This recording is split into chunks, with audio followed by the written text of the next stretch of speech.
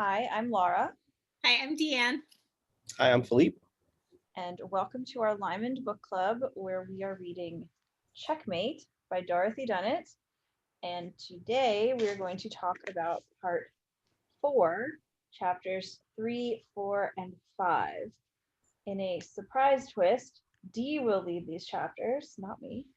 But before we dive into them, any thoughts you two want to share before we get into the details? Well, I figured out why you wanted me to lead this section. Like, it was such a great Philippa section. I loved it. It was like we did a chapter, it was Philippa's perspective. And then the next chapter, I'm like, oh, it's still Philippa. And then the next chapter, oh, still Philippa. It's great. I liked it. Yeah. I thought you would. I had a good cry reading this earlier. And the line, "Before God, you are my soul, until death and beyond will remain so," is one of the most beautiful things I've ever heard. And like, it got me super teary when I was reading this earlier. Yeah. It's so beautiful, but so sad because it's exactly what he wants to hear, but like, he's still being really obstinate and dumb. It's like he just can't hear it, you know, like he needs to hear it, he wants to hear it, but it's like he just can't, he's not there yet. Wherever he needs to be for this, he's not there. Well, I think he hears it and believes it, but he still sees himself as this destructive force that he has to protect her from. Yeah, he's just not in a place where he can accept it. Like, it's not, you know, it's just not. Yeah, I don't think he disbelieves her. I think he believes her. He just can't take that in right now. That scene, which we'll talk about when we get there, is the closest Lymond has gotten to actual therapy in all 6 books, which we've been desperately begging him to do. Go to therapy. Just talk to somebody about your stuff. That's all. And he did. Yeah. If only Dick and Chancellor had lived, but he'd be off on another adventure anyway. Yeah. He would be sailing off across the unknown. And he could talk to Jarrett, but Jarrett's not going to have any good advice. Jarrett's not going to be helpful. Maybe Adam would be helpful. I felt like if he sat down with like Adam and Archie,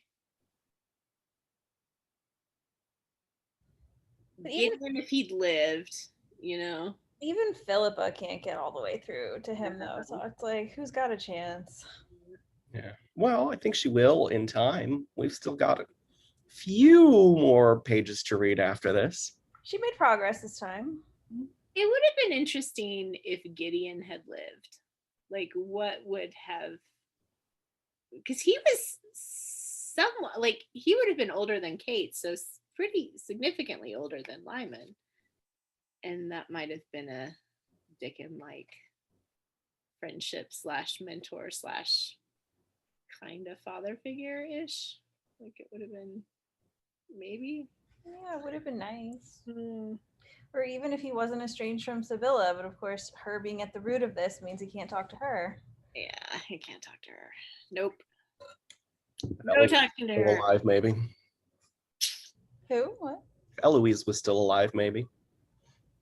True. But that's where it all started. Not all of it, but that's a large portion of it. That's really the first sort of person that died that he feels at his hands, even though. I mean, if Richard wasn't blameless, didn't have so many problems. Yeah, but even if he didn't have even if he wasn't entangled in it, he's not an insightful person. It would be the same problem as with Jarrett.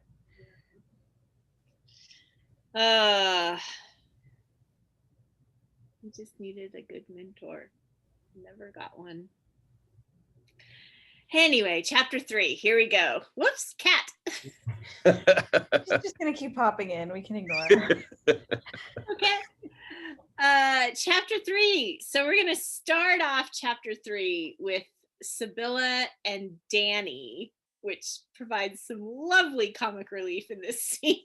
Danny is so funny. Sibylla and Danny going to Nostradamus's house to visit Marta. They have a conversation with Marta and then discover at the end that Nostradamus has been listening to the whole thing as an eavesdropper, which is kind of interesting. You sort of wonder, like, how much of what he knew was based on tricks like that. Yeah, and then we'll do some other things in the chapter, but this first part to talk about is Sibylla's visit to Marta. Yeah. So thoughts on Danny, who has now become fascinated / enamored with Marta? What's happening there? Yeah. I don't know. I kind of think Danny is just like, for instance, okay, in this paragraph where it talks about the person and intellect of Lymond's sister by this date were engaging all his spare attention, and then it says the prospect of watching the Crawford family at grips with itself was something that blissfully he wanted very much for his birthday. And so I kind of wonder if his fascination with Marta isn't necessarily like a crush as much as it is like, oh, these people are so entertaining. Like they're He lives for the drama. Yeah. Yeah, and like she is dramatic, and if he's there for the drama, like, Who is more entertaining than Marta? yeah, exactly. So, And the same reason as Jarrett, she looks just like Lymond. So Yep. that could be something to do with it. I was gonna say, if only Danny had been there when Marta had dressed up as the Dame de Dutantes and scared everybody, he would have loved it. oh yeah. It's just I would love to, like, maybe Danny doesn't talk about this out of turn, like maybe he's not someone who talks out of turn, but it would be so funny to sit down at dinner with Danny and just be like, so what's your take on all of this? And just see what he says. And not that he would necessarily have the most accurate take, because I think we've seen evidence that he misinterprets stuff, but it would be entertaining. He's a kind of stand-in for like a particular kind of audience member who's just here for the drama. Yeah. People say the Dame de Dutantes is a stand-in for Dorothy Dunnett because it's the initials. I don't know if I believe that though. She actually said it wasn't true, but maybe it was subconscious. Yeah. I don't know. There's such parallel between the Dame de Dutantes, who has her fingers in everything and is like really moving the heavens to align the fates of Lymond, and then Dorothy Dunnett, who wrote the book, is kind of doing the same thing. So yeah, I think that makes sense. I mean, not that she consciously did that, because that seems a little heavy-handed for an author to do that, but that the character is kind of functioning similar to the author. That makes sense. And I'm definitely not someone who does literary criticism and thinks that just because the author says something, it doesn't have to be true. I mean, I don't think authors necessarily have the last word on their books, which is, some people would say is sacrilegious to say that, but I definitely think that things can be going on in books that authors are completely unaware of what's happening. So, well, sometimes they lie intentionally, but yeah, sometimes they lie. But I think more often they're like, oh, that's not there, when it's like, no, it is there. You just didn't realize it. Definitely there. Yeah. Anyway. I also loved to see Sibylla's skill in managing Danny as we had this visit. So, like, Danny's not dumb. Like, he's very aware. He's pretty socially aware, even though he does get things wrong. He's pretty aware of things. He's observant, he's smart, he's witty. And yet Sibylla just handles him no problem. And there's a bit about like, she had so this is Danny's perspective. She had the family charm, it was clear, and did not often stop talking. In fact, on the present short journey, it had been extraordinarily difficult to slide in the questions he wanted to ask because of a continual kind of placid effervescence, which did not help even on Marta's doorstep. And then you get this little bit of her like saying something sort of benign, and you can just see her just like chatting along and completely disarming his ability to get information from her. And I do like that aspect of her characterization has been consistent from the beginning. Like, it reminds me back to how she would provide distractions or distract herself through that same kind of behavior in Game of Kings. Like, I remember there's a scene with her and like Marietta and Dandy Hunter walking through a marketplace or something, and she's making Dandy carry all these things. Yeah. It's the same kind of thing. Yeah, I feel like Sibylla in some ways is like the epitome of soft power. Like she has a lot of power and she uses it very subtly in very like socially aware, soft power kind of ways. And I love that for this. I love that character and the way that she does that. Yeah. So when she talks to Marta, Marta says, each partner in our marriage has married the other as a substitute for somebody else. We already know that she's accused Jarrett of marrying her as a substitute for Lymond. What was your take on who Jarrett is substituting for her? You mean who she? Gazelle? Was it Gazelle? I mean, that's really Yeah. the person we've seen her be in a relationship with. Well, we didn't even see it. We just know what happened. So Yeah, I don't think it's as clear on her side as it is. Like, it's obvious what Jarrett is doing, but I don't think it's quite as clear what Marta is doing. Gazelle was my guess too, but I could be talked out of that by someone with good evidence. So. Well, it's sort of interesting to me because Gazelle and Jarrett are like, in terms of like the spectrum of humanity, I don't know if you could get further apart into people. Like, and maybe that's what she's saying, that she married someone like completely opposite of the person she wanted instead of someone who was completely like the person she wanted. I don't know. Or maybe it's like what she needed from another person. She wasn't getting from Gazelle. She tried to get from Jarrett, but yeah, I don't know. mm-hmm. Yeah, and I thought her comment was interesting. First of all, she's like, I take it, is that supposed to shock me? And she's just like, yeah, whatever. She's so blasé about stuff. And then she asks, like, if either you or he were married to the person of your choice, would you fare any better?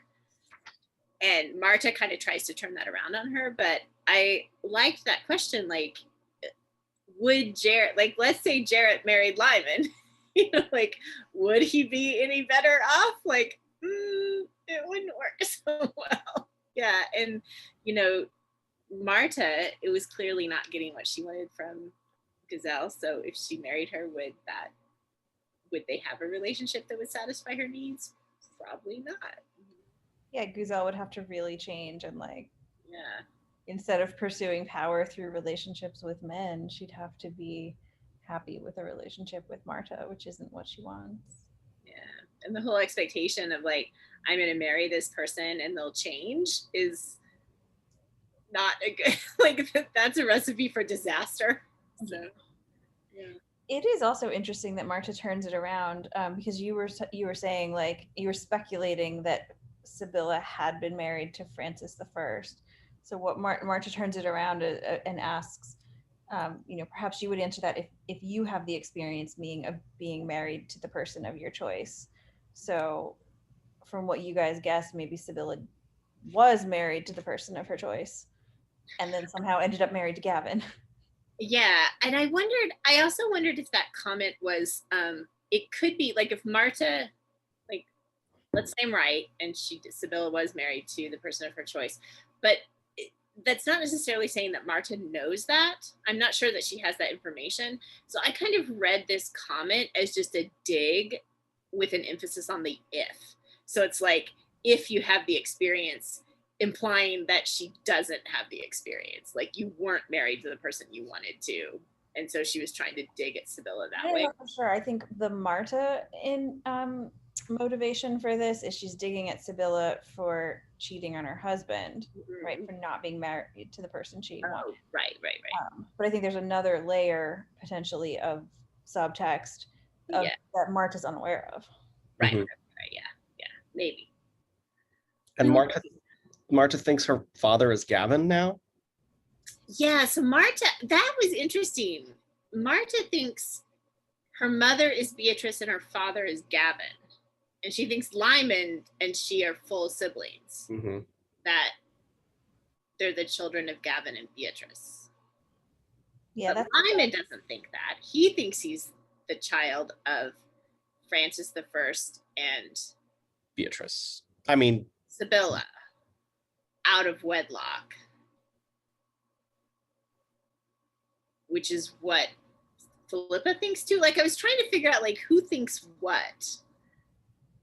And I'm sure at this point Lymond and Philippa both think that it's Francis the First and Sibylla that are Lymond's parents.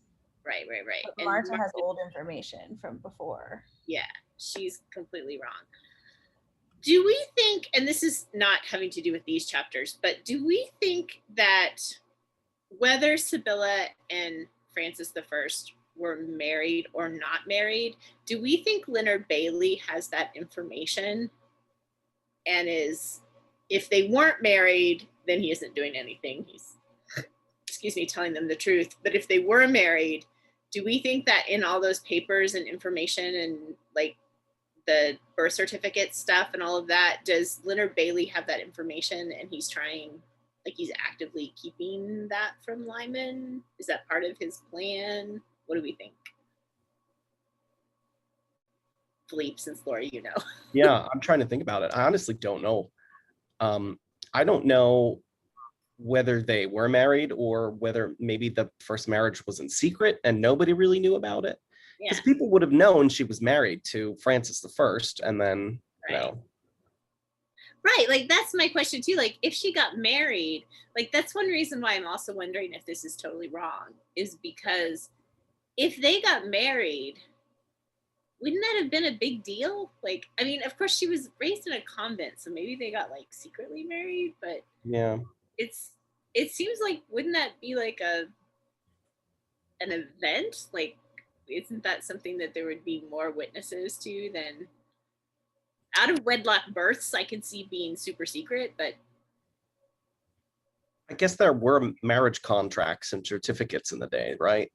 So yeah, there would be some kind of written proof if they had been married. Right, it would have been like written down in like the church logs or whatever that's not the word for it, but you know, wherever they got married, it would have been recorded, and there would have been like people at the wedding, maybe. So I'm wondering if that's I'm wondering if that's, maybe they didn't get married. Maybe that's not a thing. I want the truth though, and I want it now.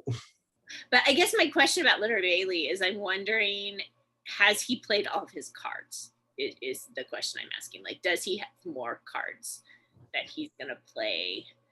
Because we see in these chapters, and I jumped the gun a little bit, we see in these chapters that he has definitely played Philippa with these blank, like he kind of sent her chasing these various missives that he sent off, and then both of them were completely blank. So she's back to square one. She doesn't have any, there's no plan C, like her plan A and plan B both were thwarted. And so I'm just wondering if Leonard Bailey has a card up his sleeve that he hasn't played yet that's going to come out. Yeah, I don't know. I know it's still jumping ahead, but I actually don't think there are copies of the documents. I think he only has the ones that he had without the name on it up in England, and then the ones that he found, the true document, which nobody seems to know where it's at the moment, unless he just keeps it on his person all the time. And the housekeeper has vanished. Yeah, I don't know if I necessarily like that. I know, that's a bad omen. That's really bad for her. Yeah, I don't hold out hope for her survival or something. What if, I think your comment about like, is he keeping it on his person? I think that's a really good guess, because he seems like the kind of person who's not trusting, like he doesn't trust people. So if he's got something super important, I can just see him like physically holding on to it all the time. And then, yeah, because if it gets out of his sight, then it's out of his control. Absolutely. But back to Marta and Sibylla. That was a bit of a rabbit to chase, but that's okay. what about this comment that she says? Sibylla says this at the bottom of 471, and I thought it was worth a little bit of discussion. She says, my son took many years to learn the simple truth. You cannot love any one person adequately until you have made friends with the rest of the human race also. Adult love demands qualities which cannot be learned living in a vacuum of resentment. And Mr. Hislop, I'm sure, will confirm it. I thought that was interesting, and also I kind of was a little bit, huh? Like, what? Well, I took that as I think that you can't, I don't know. I took it as not that you have to love everyone like a saint, but more Right. like that if you're, I mean, it's, she literally says basically like if you're steeped in resentment, if you're miserable, you can't love another person in a healthy, happy way. Right. Right. And I don't know what evidence Sibylla sees though that Lymond has learned that. That's my question. Like, I think that's good advice, and like, sure, we should like not be resentful and let our heart be open, and care about others. And it's hard to like love. You can't love someone until you learn to like love people in general. Like, yes, that's a great advice. But has Lymond learned this? It just seems, it's kind of like, huh. Well, he seems to be one that the adage can't love anybody else until you love yourself would be pretty good for as well. Because clearly he doesn't love himself. He thinks this is this horrible monster that causes destruction wherever he goes. Yeah. Oh, and then, we'll get there. And then the calling on Danny to confirm it, which Danny's just like, Jesus, don't drag me into this. Which I loved. It's what he wanted, though. He wanted to be a part of this. He wanted to be in the drama. No, he wants to watch the drama. He doesn't want to be in the drama. It's different. Right. And there was a point where there's a point where they start where it's before she goes up to join Marta, and he has this little moment of like, maybe I shouldn't want to be here. And they're like, nope, you're coming. Yeah, So, you can't just sit on the sidelines. You might be called to participate. yeah. We have another potential appearance of the ghost of the Dame de Dutance at the bottom of 472. Cool. Yeah.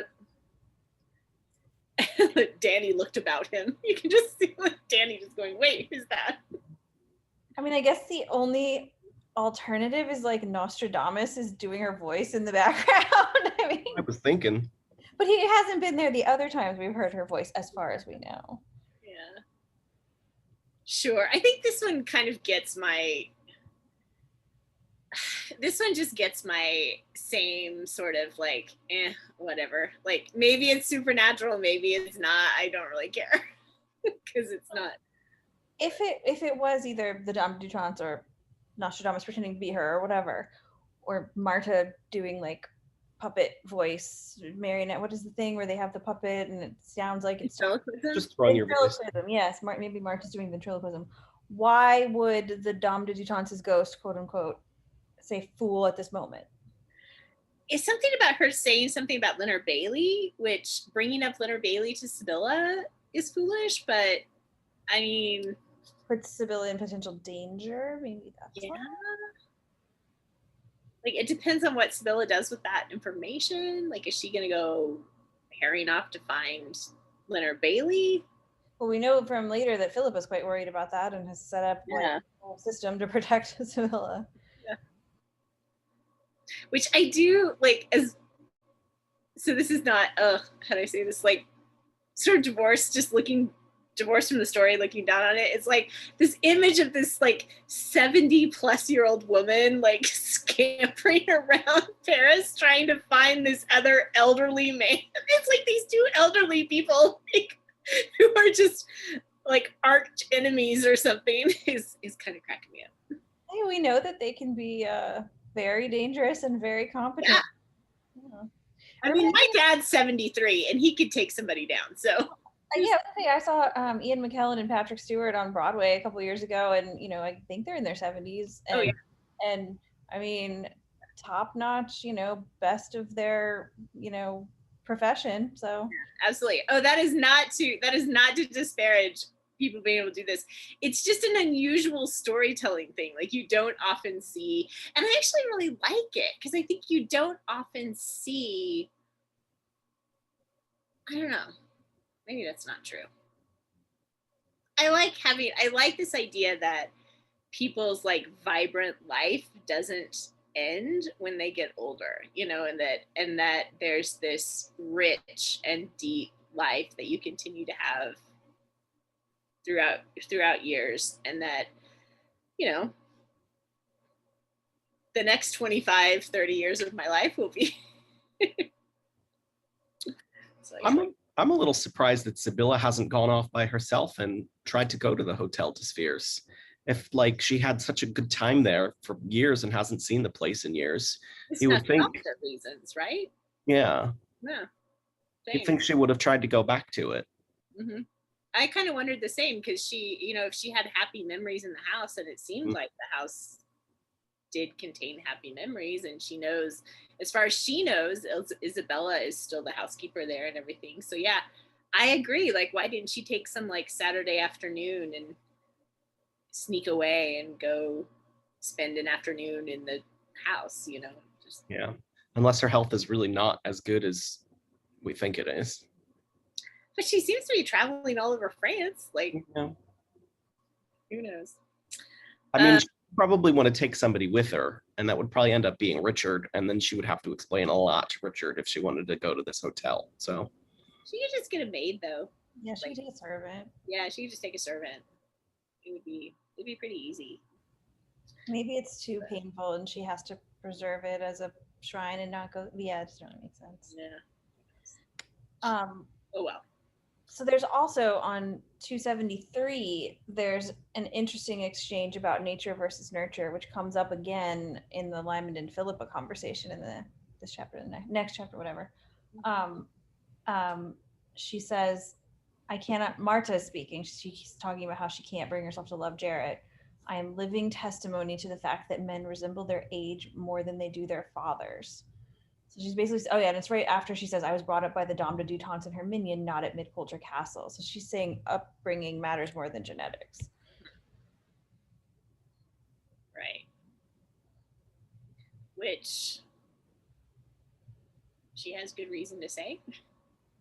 And I mean, I think it's going to come up later, like you said. And that's sort of I think that's part of the strength of Philippa's argument, isn't it? That it doesn't matter what your genetics are. It matters like who you are and how you're raised. And then Lymond gives his whole like, look at all these terrible things I've done. And it's almost like absolving himself by saying it's like inevitable. I mean, he's not absolving himself because he hates himself, but it's just like giving up. Basically, it's an excuse to give up, to say it's inevitable because my birth is bad versus like I have a choice. Because we were there for all those things, and we know that like he's putting the worst possible spin on it, and actually most of it wasn't his fault. Right. But it's like once he accepts that it's like nature wins over nurture, then he stops trying, and then he starts actually being awful. Yeah. That there's sort of a I think it seems like where he is emotionally right now, he's at the end of his rope. He doesn't have any rope left. And so it's like this, okay, fine, I give in to this horrible thing that I am, and I just won't fight it anymore. And yeah, that there's kind of like a giving into it or giving up. Yeah. And I think it's interesting because it's been a theme that she's been playing with at least since Pawn, with the two boys, and now again with Lymond and Marta. I don't know if you have any thoughts on where Dunnett sort of has netted out in her own mind, and how is she trying to advocate for one more than the other? I think it gets complicated by the fact that we don't know if Lymond is illegitimate and like a bastard child or whatever, then I think that speaks more strongly to Dunnett's saying nurture is important over nature. But if he is not, if the things about his birth that he's afraid of are not true, then I don't think that means she's saying nurture or nature is important, but it weakens the argument about nature. Also, I think her argument, if she's trying to make that argument, that Kazum would be a lot stronger part of the story. Like, because that's really the key, isn't it? Like, of all the characters in the entire series where you could make that argument that nature is not important but nurture is, it would be with Kazum. Like, and what's going on with him with Kate bringing him up and all of that, but we just don't see any of that. So Well, but I think I feel like she made the point with that though, and she doesn't need to belabor it, which is like, he's an innocent kid, he's not a sociopath, you know. yeah, it's definitely, I mean, it's definitely in there. Yeah. And we are certainly coming down on that side, right? As the readers, like. I mean, I don't know, like, I guess because I'm so obviously biased in favor of nurture over nature, like that I'm never quite sure if I'm just reading my own interpretation into it because that's what I think versus like, is that what's there in the text? I think what's in the text is more on the side of nurture. Yeah. No, I think you're right. I think it's just, I just don't necessarily think that it's like a textual argument that she's making throughout this story. I think it's just a thing in the story. You know, if this was a axe she was grinding, it would be a more explicit, there'd be more that we could point to. Yeah. Yeah, I agree. So then right below that, we've got a quote where I think the implication is clear from the text, so I'm not going to translate it, but it was about Lymond being betrothed to the Marechal of Saint Andre, and then Sibylla says something in French, and Danny says, "You know about that?" Fascinated. And the implication of what she said is that she knows that Lymond slept with Catherine's mother. Yeah. And if you look up the line, it's very clear that that's what it's about. Yeah. My French doesn't take me that far, but I assumed it was something about sleeping with her parents in some way. Something about chickens and chicks, I think. Yeah. I don't know French that well, but poulet. Yeah. Okay. What's good for the chicken is good for the chick, maybe? I don't know. Who knows? It's not interesting enough to read it out. But Sure. And Marta, you get this bitter comment from her about Sibylla approving of that, like approving of Katherine and saying his wife who adores him cannot compete with the Saint Andre wealth and the Saint Andre prospects. And then Sibylla saying nonsense calmly, and then Danny intoxicated with horrified pleasure. Just like such a great line. But yeah, Marta, of course, like either misreading the avarice of the people around her or just trying to be mean to Sibylla. So Sibylla has a very firm opinion that Lymond and Philippa are not meant for each other. Mm-hmm. I'm not having anyone tied to Francis who is as vulnerable as Philippa is. Yeah. What's your take on this? I think she's hurt. You know, she's been hurt by him. He's actively trying to hurt her. And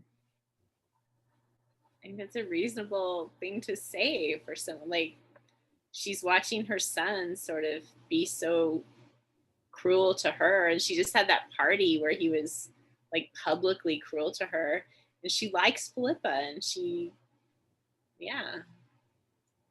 also has no idea that Lymond is in love with Philippa. Right. Do you think that would change her perspective?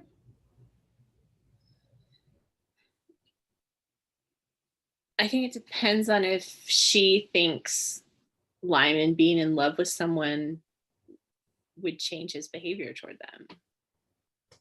Like, I always think back to the scene in Disorderly Nights where I think it's Richard is like, he needs a master, meaning Gabriel, and then Sibylla's like, or a mistress, and then we cut to Philippa. Maybe if she knew and she really got it, she would, and she saw how Philippa's the only one that can like get him into shape. I think maybe at first she would be like, oh no, this is terrible, you're going to ruin her, but then come to realize that they're perfect for each other. I'm surprised she doesn't see that already, because they have the same sort of mind, you know? They're both highly intelligent, they can figure things out. They're a good match. how much has Sibylla seen them together? Has she ever seen them interact with each other? Not since Philippa was a teenager. Yeah. So Yeah. that would be interesting. Like if she saw them actually, if she saw the looks they gave each other and saw like them trying to avoid each other, or you like, you know, would she come to different conclusions if she saw them sort of interacting? Well, or if she saw them as adults, because she also hasn't. I don't think she spent much time with Philippa as an adult. She did talk to her. Yeah, but no. was Philippa, she was at Mid Culture for a little bit, right? I don't remember. I mean, she was at Mary's court, and then she went to France. Mhm. How much has Sibylla seen how she's matured? Oh, she was at Mid Culture reading all his books. Yeah, she was at Mid Culture for a while, but that was before she went off with Mary. So that Yeah. was still, like, it was, you know, it was years ago. One, and except for right now, she hasn't seen Lymond and Philippa in the same place since the church in Scotland where Gabriel gets away. well, and also she hasn't seen Lyman in years. Mhm. Like, and she has probably had so many rumors told to her and so many accounts of what's happened to him over the past several years, and a lot of it's been horrific, and he's treating her horribly. So like from her perspective, this horrible stuff has happened to her son. He seems to have changed from this boy who adores her to this man who's, you know, cruel. And so, you know, who I think the takeaway here is Sibylla doesn't have the same information the reader has. yeah. So then she offers to give Jared a talking to on Marta's behalf, which by the end she kind of rescinds that invitation. But any thoughts on that? I mean, I kind of want to say it couldn't hurt. Like, I mean, It's interesting because I like that she makes an effort with Marta. You know, I just feel so bad for Marta because she's very similar to Lyman in the sense that she could have all these things that she needs, but she doesn't know how to accept them. yeah, she doesn't. No, and she's Yeah. just like, you get that glimpse when she says, I'm grateful for only one thing in our relationship, that at least I was not her daughter, speaking about the Dame de Détente. And so that just, I mean, how horrible does a relationship with someone have to be that the only thing you're grateful for is that you're at least one generation further from them than you could have been, you know? Yeah, and the way she describes, I was raised by the Dame de Détente and her minion. It's like, what a manipulative household that must have been. How unhealthy, and no wonder like she dressed up as her. Like she's been like brainwashed by her, you know, emotionally abused by her.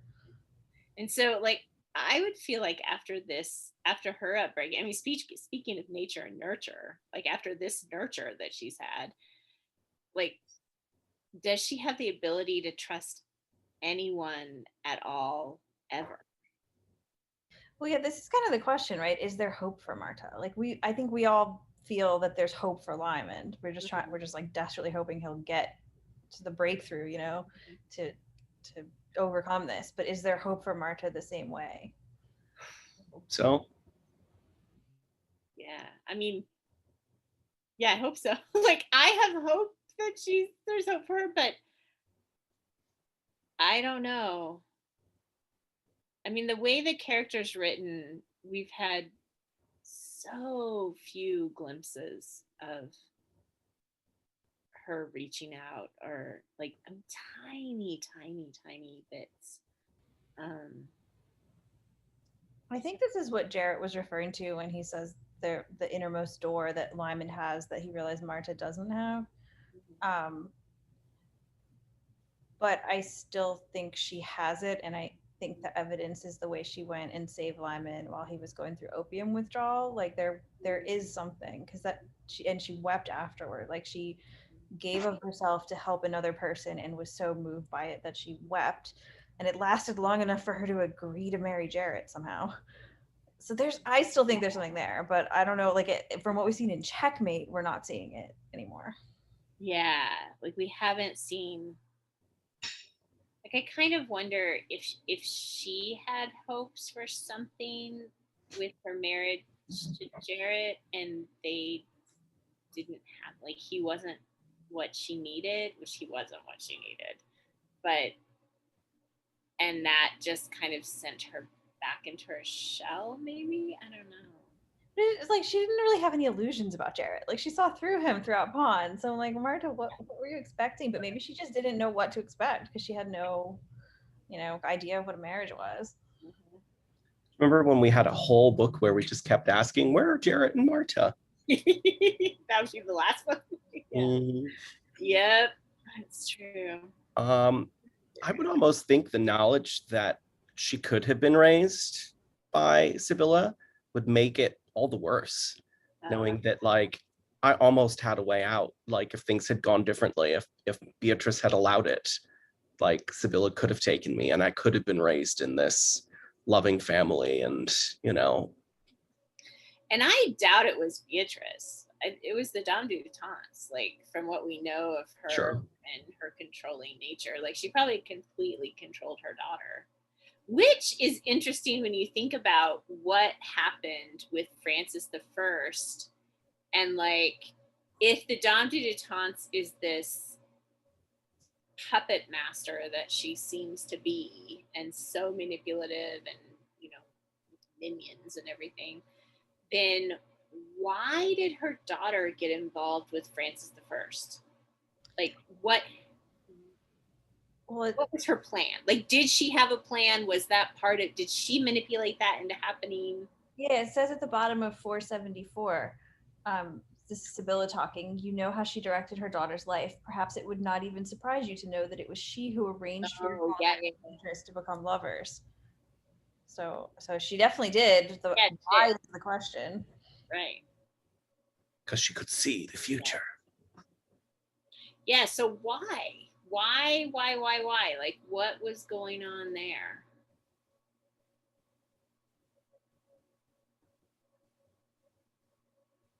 And was Sibylla part of her plan? Like, if she was around that area too, was there something, like, did she send Sibylla off to get married to Gavin to enable her daughter to get with this guy? Like, is that the answer to our question about why Sibylla married Gavin? Did the Dame du Temps arrange something, or is there?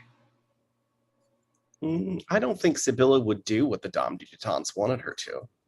But what if she, like, manipulated circumstances, or did some sort of blackmail thing or something? Like, who knows? Maybe she was the reason Francis I disappeared for so long. Yeah, never made it back from wherever. Or, yeah. Maybe she told Francis I that Sibylla had died when she went back to Scotland. Although that would be kind of easy to find out the truth of, I think. Yeah. I don't know. This whole story better come pouring out. Like, I want every single piece. Yes. I need answers. So we got another piece here where Sibylla says why she has been lying to her son for 30 years. She says, I was held to a promise. Mm-hmm. Yeah. What do you... Who did she promise?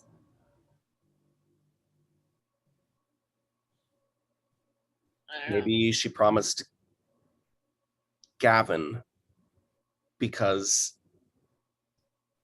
if she keeps the promise, that means that Lymond won't be the successor and that Richard would be. And maybe Gavin really wanted his son to be the next Earl, or not Earl, Baron, it would have been at the time. Yeah. Although I don't know why she'd keep a promise to Gavin. She hated him. So Well, I then, wonder if the promise was about raising Lymond and Eloise as his children, which he lied to the world Mhm. about. Like, he did not denounce her to the world. He let Scotland believe that Lymond was his son and Eloise was his daughter, which they weren't.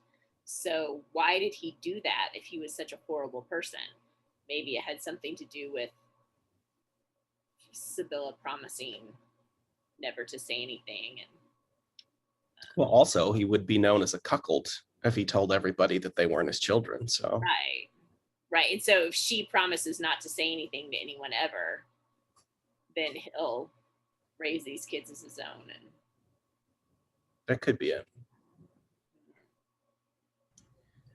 I don't know. But do you necessarily need to keep that promise after the person you promised it to is dead? Like, I mean, his reputation would suffer, but he wouldn't know. Yes, but then you have to get into, where is the source of your promise? Is the source of your promise your own honor, or is the source of your promise someone else's knowing about you breaking it or not? So if Sibylla, if she promised Gavin and her promise is held by his knowledge, then when he dies, she's free.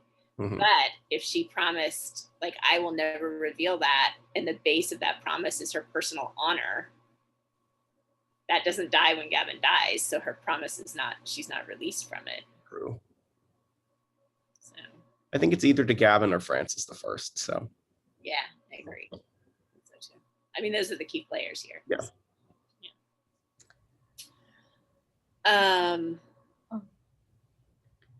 Yeah. Okay, so then we have Marta revealing. She says to Sibylla, you suffer now because he's withdrawn his love for you. You imagine. He has not even done that. And then tells her about the all night ride to Dieppe when he thought she had been killed, or she and Richard had been killed. Even though he'd been so sick, he could barely walk over the courtyard. And then Danny has just the best one-liner. I can't remember why, Danny said. It was Martha and her disruption. Oh, yeah. So Danny's like not wanting to be part of the drama, but he's also totally part of the drama. It's like the chorus throwing. Yeah. It's so funny. Yeah, I mean, even just following that, where it says the look Marta gave him would have caused a less brazen spirit to recoil. Undeterred, he went on blandly.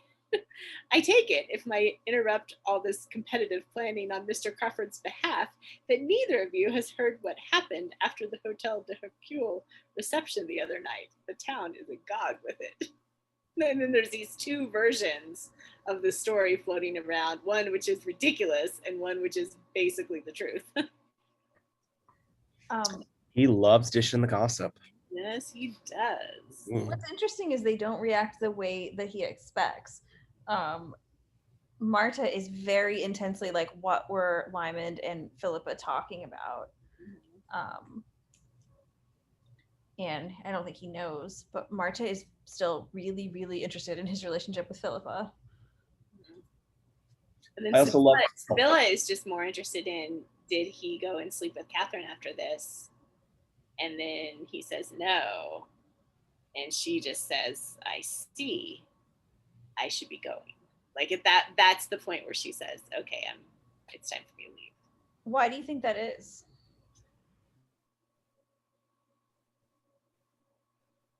I think it tells her something about Lymond. The fact that he spent this time with Philippa, or she thinks it does, that she thinks it tells her something about Lymond. I'm not sure why that satisfies her enough to leave the conversation, but I'm not sure why either. I'm not sure what she's getting from it, but I wonder, because she catches up with the fact that he's getting increasingly suicidal. So I wonder if something about the fact that he didn't sleep with Katherine tips her, so is what starts tipping her off. Oh, maybe. Yeah, because she asks she asked Philippa to send for a doctor later. Yeah. She does. Oh, go ahead. I was just gonna say, and then they discover Nostradamus. Like, I do like that she leaves with when you have no one else to turn to, come to me. Like, she's not super sentimental about Marta, but she is like outreaching a little. Yeah. Yeah, and I actually think it says something about Sibylla that she actively tried more than once to raise this girl who's not related to her at all, but is the child of, is the child of the man she loves with someone else, which most people would not be thrilled with that. But she actively tried to kind of rescue her from the Dame de Latence, which...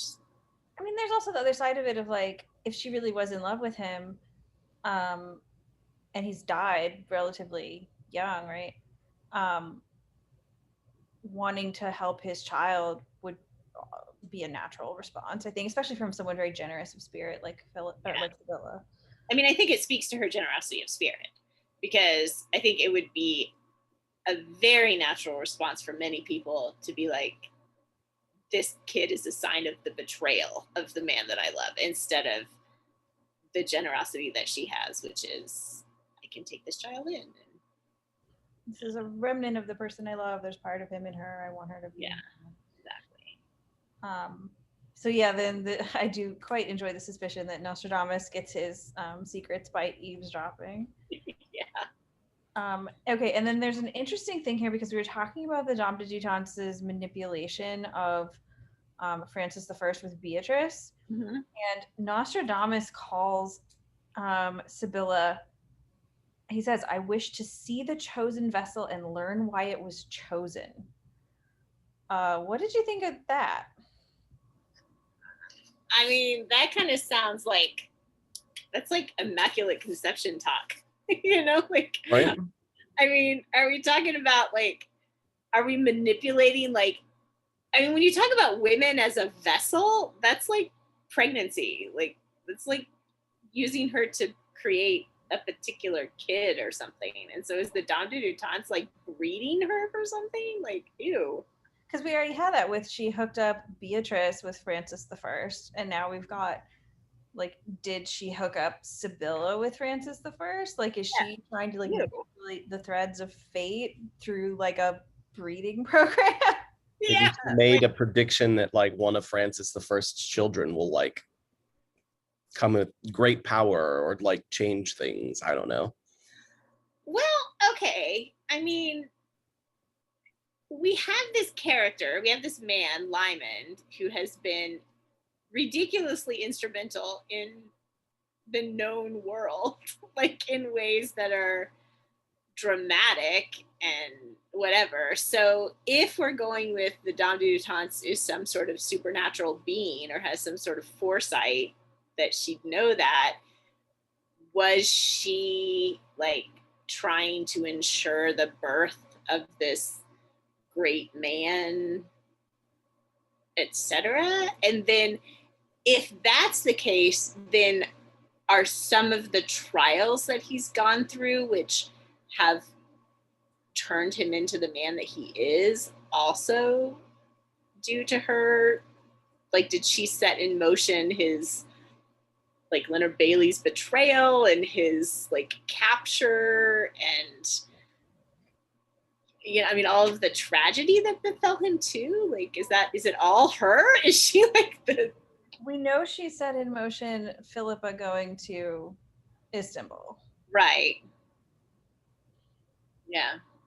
Well, and she's still manipulating things from beyond the grave, because she set up all of these things to happen after she had died so that Philippa finds the house and other stuff. All of the stuff that Marta was doing in the beginning of the book at her house. She's speaking from beyond the grave. Yeah, I mean, even if you don't buy the supernatural, she still clearly left Marta with a bunch of instructions. Like, yeah. And it's really not a surprise that this is where Marta was found with Nostradamus. Because that seems to be, you know, she's like apprenticing with him now or something. If we'd thought about it for like a hot second, we probably would have been like, Probably oh, would have, yeah. yeah, that's probably where she is. Yeah. Good point. So Nostradamus has a line that I don't entirely understand, so I'm curious for your take on it. I have a guess, but I'm not sure. Marta says she's willing to accept what Sibylla has told her. Nostradamus says that is wise. And then Sibylla says, but it didn't occur to you to explain to her. And then he says, yes, it did, but I realized that it would come better from you. So what is Sibylla saying it didn't occur to Nostradamus to explain to Marta? And that now Where are you? It helps me to read it. Where are you? We're 78, about halfway down. halfway down. Oh, okay, okay. I should probably go.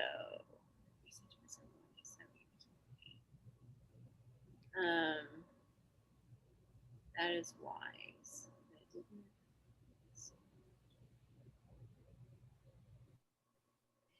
To accept what you have told me. What did she tell her? Because Marta already, quote unquote, knows that her father is Gavin and her mother's Beatrice. And then Sibylla does not correct her. No, because that would break the promise. Yeah. So what is Sibylla complaining that Nostradamus didn't explain to her? Maybe she wants Nostradamus to have told her the truth since Sibylla can't? I actually read this totally differently. I read Marta's comment differently, where I read it as, if I were a daughter of yours, I should probably go. She said, if you were a daughter of mine, I would remove you from this. And she says, if I were a daughter of yours, I should probably go. If it makes any difference, I'm willing to accept what you've told me. I read that line as her saying, I'm willing to accept that you are somewhat on my side. That like when Sibylla said, you know, if you have any trouble, like come and find me. I read Marta saying, I'm willing to accept what you've told me as that, like that she believed her in saying that. And then Nostradamus saying that is wise, like you should believe this woman, to Marta. And then Sibylla saying, but it didn't occur to you to explain to her. And I got confused on that. So maybe that's the line I'm asking about is to explain. I mean, maybe it's to explain to her that she had an ally she could have reached out to. Yeah. Like she could have gone to Sibylla. Sibylla wanted her. Yeah. And then, which would make sense if Nostradamus says, but I realized it would become better from you, provided you had the ingenuity to discover and talk to her. So learning that she has an ally in Sibylla comes better from Sibylla than which it does. I mean, I don't know, because they didn't really explain any information to her, right? Yeah, maybe it's just the, like, you have an ally. And then Sibylla has one of the best one-liners to Nostradamus. You must come and overhear me again sometime. Yeah.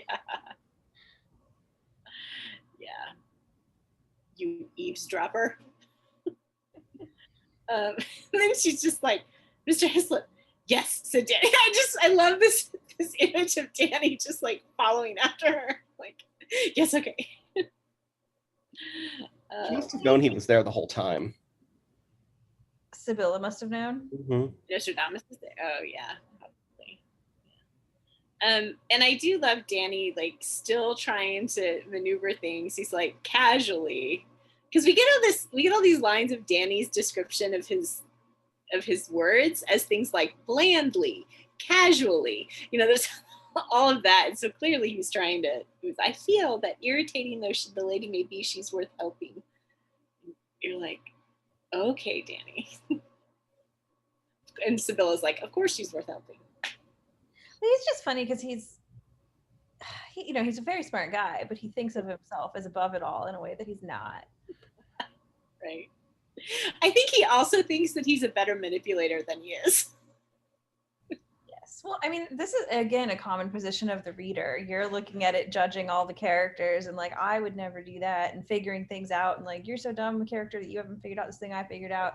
But if you were actually living it, you're just a person like them. You're not that much better. No way. Oh, absolutely not. Especially since we wouldn't get, like, if I had the information that Danny had, I would not have even have come to as good a conclusions as Danny comes to. Because, we have so much more information than he has. And so I feel like with what he's got, he's not making horrible assumptions. You know, he just doesn't have all the information. Yeah. Yeah. Other thoughts on it? Well, that next bit about Danny saying she's good sense incarnate, talking about Philippa, and then she said, Suzelle saying she is also in love with Francis, sort of meaning like that's not good sense incarnate to be in love with Francis. And then no, Philippa cannot help Marta, meaning Philippa cannot help Marta. Philippa herself is engaged in a battle that nothing must stop her winning. Well, and actually, it's interesting that exchange about Marta, because we were speculating, like, can Marta be helped? And Danny says, you know, I feel that irritating though the lady maybe she is worth helping. And Sibylla says, of course she's worth helping. So yeah, but they kind of leave it like perhaps Nostradamus will be the one to help her, you know. So they kind of leave it as, yeah, she's definitely worth helping, but we're not gonna make a lot of effort to do it. Like, I mean, it's hard when, I mean, since Sibylla's ever met her and Marta closed the door on her. So, and yeah, but yeah, Nostradamus is not the one who's going to help. She doesn't need another fortune teller. yeah, he doesn't seem the best choice, But yeah, Philippa's battle. yeah.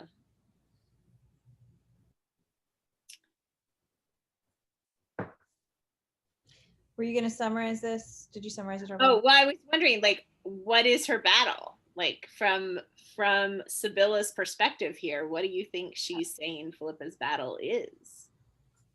To close the door on her love and not open it again. Yeah. Like, I was wondering, because that's what the battle is, I think, from our perspective. But I was wondering if Sibylla might be thinking something about Lymond in, I don't know. I mean, I thought it was maybe Sibylla can sense that Lymond is in danger and wants Philippa to help because Sibylla can't at this moment. Is Philippa like fighting for Lymond for something? But we know, like, the battle is definitely to close off her heart and not like she's trying to like pull back. Well, actually, I mean, there's the subtext, right? Sibylla probably thinks the only battle Philippa is fighting is to turn off her love for Lymond. But we know that Philippa is fighting multiple battles. She's fighting that battle, and she's fighting this whole, like, save Lymond and now Sibylla from Leonard Bailey battle. And then also trying to fight the make sure the wedding goes smoothly battle. Such a battle. I can't even, my summary of the next chapter just starts out with wedding and war stress. Like, there's just like multiple pages of like wedding stress and war stress, and it's all. Okay, so the next bit, as I go back, is Philippa talking to Katherine, and then she has there's a little section of her just kind of thinking through her relationship with Lymond. So there's this discussion with Katherine, and then her sort of mental kind of discussion with herself about Lymond. So the struggle was with herself, and she needs peace to do it, and she's not going to get a lot of peace. Not with him always around. One of the most interesting bits to me is on 481 when Philippa is talking to Katherine, and Katherine she has realized that Philippa is also in love with Lymond. And Katherine asks why Lymond doesn't want to keep Philippa. Philippa, of course, knows that Lymond is in love with her and not with Katherine. But what she says to Katherine is, look in your mirror again. And then she feels sick and wonders how often Francis has felt the same deadly loathing. Lying to someone for their own good or the greater good. And in fact, she's very insightful here because Lymond does this all the time and it does make him sick. This is like this kind of core part of his character that we've been seeing throughout that makes him so sympathetic. He does what he has to do, but he suffers for it if it's wrong or hurtful. And I would argue that Philippa is not doing this for Katherine's good or for the greater good. She's doing it for Lymond's good. Like, she thinks that this marriage will be healthier for him or a better option for him. And so she's willing to throw Katherine under the bus, like, completely. And that, I think she's well aware that she's throwing Katherine under the bus, and that's what makes her sick. Well, yeah, actually, you're right, because the next paragraph is she's thinking back to the conversation with Lymond where he asked what makes an unsuitable marriage. And this is exactly what he had described. Right. Katherine is in love with him and he's not in love with her. That's the same thing as Jared and Marta and Gavin and Sibylla. And that he was saying is why he and Philippa shouldn't be together, but it's actually an argument for why he and Katherine shouldn't be together. Right. Which also brings up the whole, like, I guess Gavin was in love with Sibylla, which... Yeah, I mean, I think that was, they told us that last time. Yeah, like, I still just, that's so weird. You can be a terrible person and still be in love with somebody. No, I know, but he was just, like, treated her so terribly, apparently. And I guess, like, you can love someone and hate them at the same time, but. Wasn't there a thing about him destroying her books, right? I know there's a thing about him destroying Lymond's books. Yeah. But I think that anything that represented, like, Francis I, he would want to destroy. I mean, it's love, but, like, we don't know what kind of love it is. This seems more like a abusive, possessive obsession rather than, like, love as we would think of it. Yeah. Yeah, it's just, ugh. And then she goes on to say, so the one-sided love, etc., as her love was not. This love, which it had been decided for her, was to die as the child killed by the mutes at Topkapi had died for the sake of the greater good. So it's like her love that she's killing for the greater good. Well, it's interesting, though, because there's a theme that's starting to emerge. It had been decided for her. Of Philippa's agency being taken away, which is also what happens at the end of these 3 chapters. We end with her agency being taken away by Austin, who, drags her to, like, Richard and Sibylla and is like, we'll get to talk about it when we get there. He makes a ridiculous statement. Yeah. Your son, who's married to this woman, like, so dumb. I mean, it's interesting because Philippa is keeping all these balls in the air. She's so confident. She's so capable. But we're reminded again that she's a woman in a time where women weren't supposed to be deciding their own fate. And she's at this constant risk of people deciding things for her, men deciding things for her. And in fact, in both of these situations, Lymond has decided for her that she's not allowed to be in love with him. They're not going to be together. And then Austin decides for her to go talk to, Richard and Sibylla. So. Yeah. And it's like, damn it, Philippa is more competent, capable, and intelligent than all of you. Leave her alone. Right. Yeah, let her make her own decisions. Yeah, and this going on, like, this talk of agency is so true. So at 481, it's like, to make that other decision in Turkey, he had to make the decision of killing Karedin. To make that other decision in Turkey, he had sacrificed everything, the integrity of his body and the sanctity of his spoken vow, and had been strong enough in sort to recover. Now he demanded an equal sacrifice of her as well as of himself. But no, her thoughts better schooled, she reminded herself. The smothering of an adolescent attachment was all he believed he was asking of her. So she's kind of giving him the benefit of the doubt here, where she's saying, like, he's not actually asking her to make this huge sacrifice because he doesn't know it's a huge sacrifice. But it's interesting that she's connecting, like, killing their relationship to killing his son. Like, that's the comparison she's making. I mean, I think it is, if it's this epic love of a lifetime, that's the only love you'll ever have. It is a great sacrifice. And it is interesting. I think we have this, and then we have it again in the section where the narrator or the writer or whoever implicitly acknowledges that this was Lymond's son unquestionably, because if he betrayed the sanctity of his spoken vow, the vow was to save his son, not Gabriel's son. And on the theme of sacrifice, it reminded me this section 4, opens with a quote from Nostradamus, which I had looked up because it's not actually translated in the Dunnett Companion. And the line translates as, "In a short time, sacrifices will be resumed." Hmm. So sacrifices are theme here. Hmm. Oy. Yeah, and you get the feeling it's not over. I mean, that there's no there's more sacrifice to come, I feel. I don't feel like we've reached the end of that. Yeah. So it's interesting that she says this goes back to like she's making this sacrifice for his sake. So, and she's kind of trying to justify it a little bit, I think, on 482, where she says he was not Jarrett or Gavin, Katherine would not be allowed to suffer. So it's kind of like, it's okay that I'm doing this because she's going to be okay. And in the calm of such a marriage, he might find the relief he had himself suggested, a cure which, storm-ridden with remorse and self-loathing, no union with herself could ever offer. He was right. And then it was she, blinded by the brightness of the flame, who could not yet believe there was no way of dwelling in it.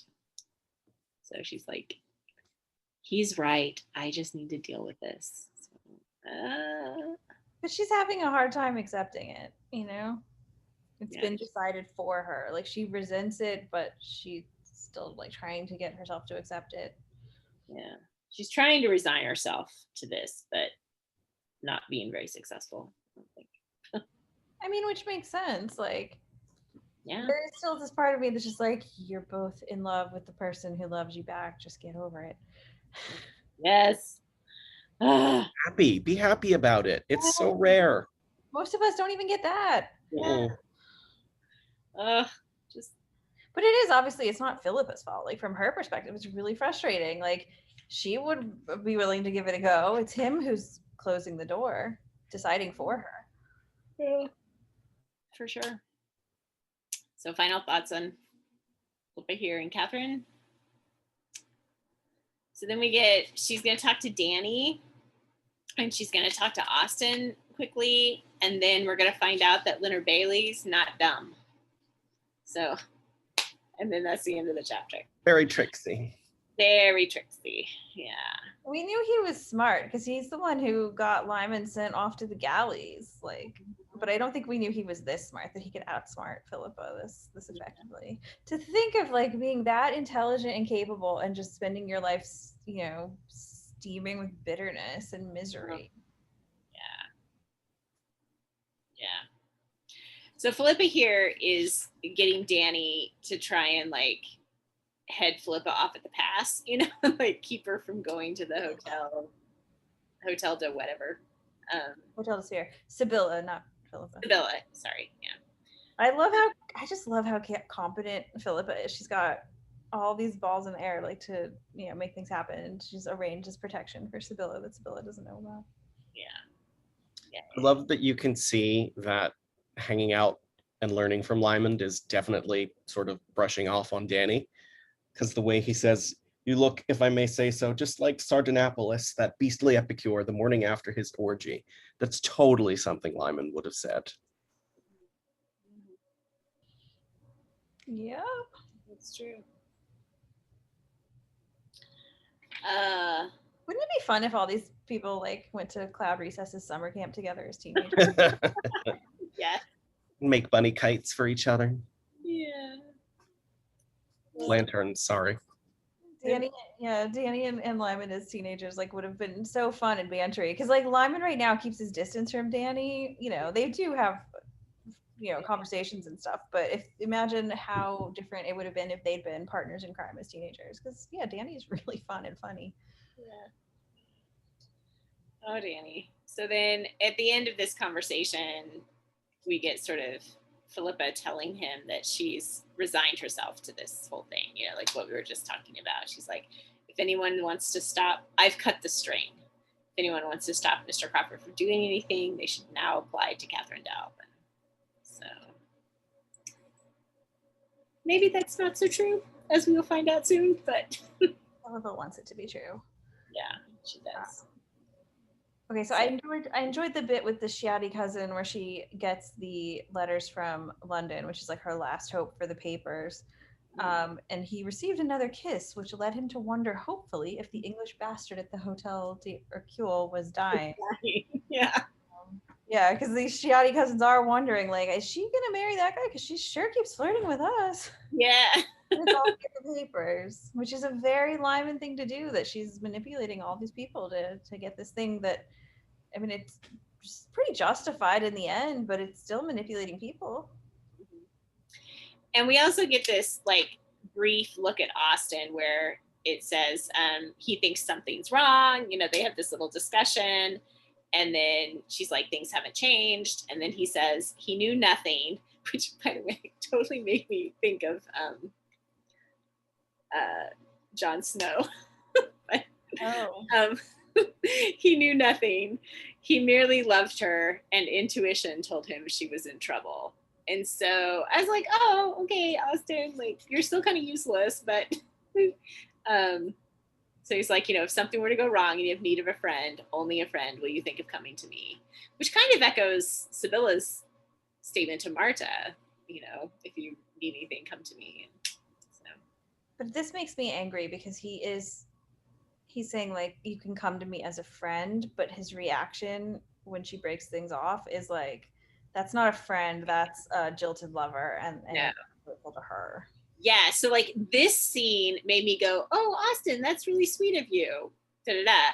And then, you know, two chapters later, it's like, whoa, your response is completely like clearly. Yeah. Yeah, we're done with Austen. Yeah, No more liking this guy. no more liking Austen. But let's go into chapter 4. So chapter 4 is basically so the court moves to Fontainebleau. I don't know, whatever that is. Fontainebleau. There's a whole bunch of like logistics of things. Like the wedding is happening, and there's all these, and it's actually kind of funny. There's a lot of like Philippa is clearly just like logistically making things work in lots of ways, and there's some funny comments about that, and she's stressed, and like people are annoying and making her life more stressed, and there's just some funny things about like, oh, people aren't doing what they should do. And then Lymond comes to the same place, and so we get some sort of Philippa and Lymond are aware of each other and kind of dancing around each other. She has a walk with Sibylla, and they talk in a garden. I think they're looking at like statuary in a garden and talking. And then we have this big scene in the library, which we will talk about. Archie says Lymond is suicidal again, and so Philippa makes a very clear, dramatic decision, and then there's fallout from that. So that is chapter 4. So before we get into it, I want to share my photos of Fontainebleau. Oh, yay! Because this is I think my favorite part of the Dunnett trip to Paris from 2010 was we went to Fontainebleau, which it's not as on the beaten track for tourists as Versailles, because you can take a train to Versailles, but you have to take a bus to Fontainebleau. And it's not as grandiose, but it's a lot more interesting because it was built up over a whole bunch of different eras. So it has a bunch of like just different architecture, and like they tear one thing down and build a new thing. So it's got all these different eras. It's got these amazing Renaissance frescoes, and then it's also got a ton of stuff from when Napoleon was there, like his rooms. The library is gone, sadly. It was replaced by a more grand library later, which we did get to see. But the ruins of the fountain where Sibylla and Philippa talk are there. So let me pull it up and share it. This reminds me of like Hampton Court, where like part of it's one era and part of it's another era. Yeah. Okay, sorry, share screen. Here we go.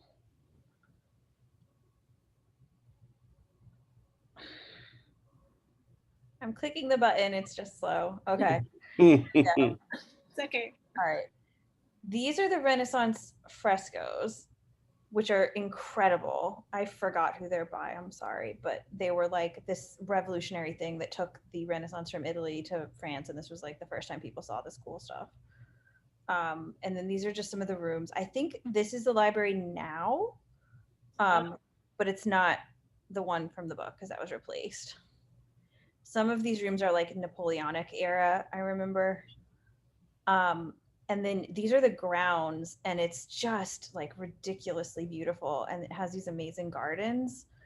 I could have just spent forever like wandering around here, and it has all these different entrances because like they kept like building a new entrance and then deprecating the old entrance. So like wherever you go around it, there's like at some point this was the entrance. And then oh, and there's these like famous stairs. For some reason, they're famous. Is that a Jeu de Paume court? Jeu de Paume, yes. That's the precursor to tennis. Yep. And in Queen's Play, this was in relation to the Queen's Play scene when Liam wrote completely fails at it with impressing the king. Yeah. Yeah. Okay. And then this is, I believe this is the Hercules, I think. Oh yeah, there's the big strong guys holding up the masonry. Yeah. That's what they said. And then I think this was like the fountain where they talk, maybe. I can't remember, but one of them is the Hercules, and the other is like a fountain where they like walk from the Hercules over and talk in front of the fountain, and it's kind of in ruins now. It's not working anymore, but it's there. Yeah, and then just more like really cool, beautiful scenery around here. Wow, that is really beautiful.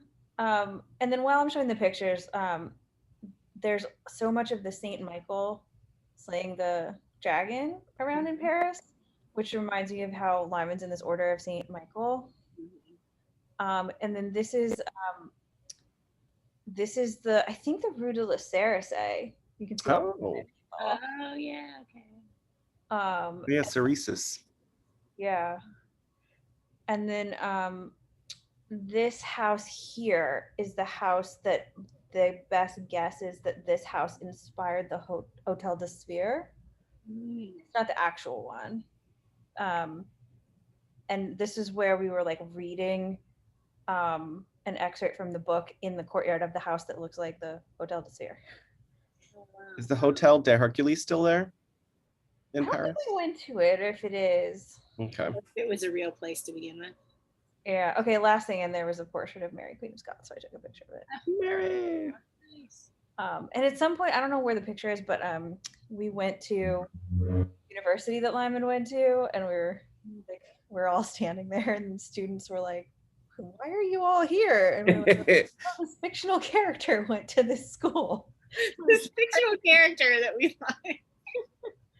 Yes. Anyway, but now you can visualize, I guess, a bit of where this stuff happens. Very cool.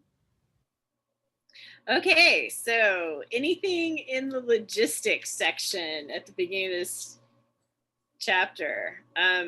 We do find that the Lennoxes have sent, I mean, we know that John Elder was there. I mean, obviously we met him earlier, but he's here as well. And Erskine says that Lennox's secretary Elder is here. And we also get this, if the next in line to the throne guy, Aaron, gets too close to the Reformed Party, then perhaps the Dowager Queen will appoint the Lennoxes to be the regents, and that would be, Yeah, which is kind of like, really, because they totally betrayed you and like took a bunch of money off to England when you were fighting England. But now, like, you might make them, is that because you're both Catholic? I mean, obviously there's something that's attractive about them because Darnley ends up marrying Mary eventually. So like there's clearly something there. And you get the sense that like John Elder is here to sort of ingratiate himself with, and the Lennoxes by proxy, with the folks. Well, and to pull strings and hurt Lyman because that's Yeah, what yeah, Margaret Lennox cares about above all in the world. That's And really what it her is. family as royalty. And it's also interesting that she realizes Francis is back because she hears Strozzi's voice. And that's the first sign that. But I do love how Lyman gives her a warning ahead of time by talking loud outside the door so that he doesn't startle her. That's sweet. Right before that, though, there is a bit of foreshadowing of that the bridegroom is not going to meet a happy end, because we know from history he's going to die shortly after this. So we have this thing where he's basically like he's often sick. He'd run out in an access of useless energy and seize a horse, ride himself into collapse, and then fall free to death. So perhaps not the most like physically or emotionally healthy person. Maybe not the best marriage here. Interesting that they put in the contract of marriage what would happen if he dies. Right. I mean, I'm sure that's generally what happens, but the fact that they made a point of it, it's like, oh, they don't even think he really has long for this world. Quite likely, right? Yeah. But there is the bit here that's also really important, which is the quote Dunnett manages to sneak in at the bottom of 488 from the Haddington Agreement, which is the agreement from 10 years ago for the marriage, where Mary Queen of Scots is obliged and contracted to keep and observe all the freedoms, liberties, and privileges of the realm of Scotland and the laws, and that if she dies without issue, the crown goes back to the Scottish. Because now that the French have their hands on Scotland, potentially, are they going to honor that? Is kind of hinted as a question. It's also interesting that if she has a son, they will be the King of France and Scotland. But if she doesn't have a son, if she only has daughters, then her daughter will be the Queen of Scotland, but not the Queen of France. Which I guess is, I was wondering about that. Is that because if it's a daughter, she could end up marrying like a Scottish power, and then that Scottish person could become the King of France, and the French don't want that? Yeah. I mean, I also was wondering if the crown of France was just not matrilineal, like it had to be go through the king, like a son couldn't inherit. I don't know. Was there ever a Queen of France? Not that I know of. Not that I know of. So like it just might not have been a thing in France where women were allowed. But I also don't know if there was ever a circumstance when there was just daughters and no sons. I don't know if that ever happened. But it would make sense that they'd set it up in a way where if she's got basically a way where France wins either way, but Yeah. can't lose, like in no circumstance could you end up with a Scottish man controlling France, but you could end up with effectively a French man controlling Scotland. Right. Yeah. That just makes sense. Is the Dauphin the King Henry's only child? No.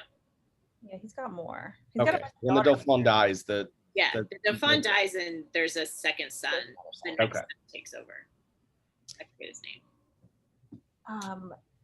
Also, we have the Lymond.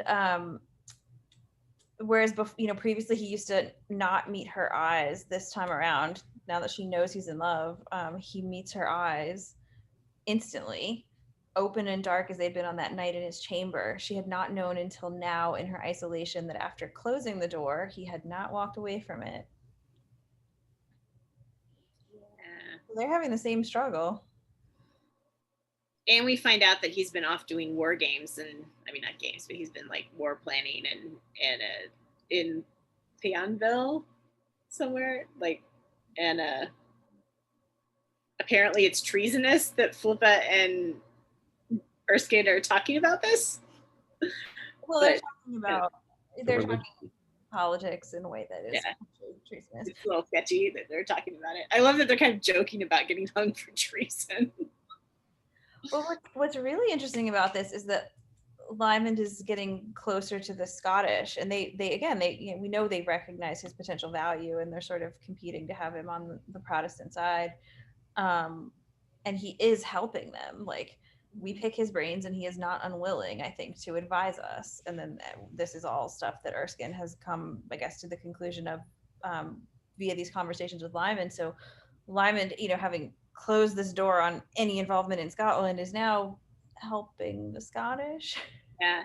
And he's also in the king's inner circle. So like, and Erskine says, if you were, Philippa says Francis is arranging it. Erskine says, if you were to ask the Duke de Guise, he would answer you differently. But from what I hear, so like Lymond is doing all these war logistics. Everybody knows, or the people who need to, the people who are in power and informed know that he's doing it, not the Duke de Guise. And then there's also a line about him he had become of the magic circle with whom the king steamed daily in his suite of hot baths. So he's clearly like in the king's somewhat inner circle. Like who knows how large this group is that goes saunaing with the king every day. Also interesting and very tatty boy that the way he's gotten in is by playing music to the power people. Yeah. So I find that interesting because we have had that bit about the Duke de Guise keeping his power and like breaking his rivals and all of that came up earlier. And so it seems like Lymond is even more a rival, or more obviously a rival to him now. So is that gonna cause problems? But then I think what's interesting here is what it looks like from the outside is not what's really happening. Lymond is not building a power base in Scotland or France. No, He's right. trying to set everyone's affairs in order for them and then take himself out of the picture, where he expects that naturally he'll be out of the picture. So even though it looks like he's building power, it's Sibylla who sees that actually he's planning not to survive. He's right. But I'm wondering if like, I don't think the Duke de Guise is savvy enough to figure that out. So if he's going to have some sort of, like if there'll be some sort of bad consequence to this because of rivals. And then I love this line where she's talking about how they meet periodically and he couldn't have known they would have to share the same house. It tired her beyond reason. The more that she observed for the first time the ceaseless, invisible care with which he treated the relationship. It's like, oh. So I think also a bit of foreshadowing of what's actually going on with him, which we then have Sibylla flat out say, is on 491, where he has his sensitivity to music comes up again, even though it's indifferent music. And all we get is one line, the fruit of all the service that I serve. And then he gets upset and leaves, and everyone thinks it's because the musician isn't good. But this is, in fact, if we look in our Dunnett Companion, another poem from Sir Thomas Wyatt. And I'll just read this bit. The fruit of all the service that I serve, despair doth reap. Such hapless hap have I. But though he have no power to make me swerve, yet by the fire for cold I feel I die. In paradise for hunger still I starve, and in the flood for thirst to death I dry. So Tantalus am I, and in worse pain, amidst my help and helpless doth remain. So that's where Lymond's head is at right now. And the whole thing about like, starving, what is it, like dying of thirst in the flood and starving in paradise is like, this is what he's happening with him and Philippa. He's got the woman he loves right there and she loves him back, and he's still like starving for love because he can't let himself have her. Men. Yeah, Philippe, men. Yeah.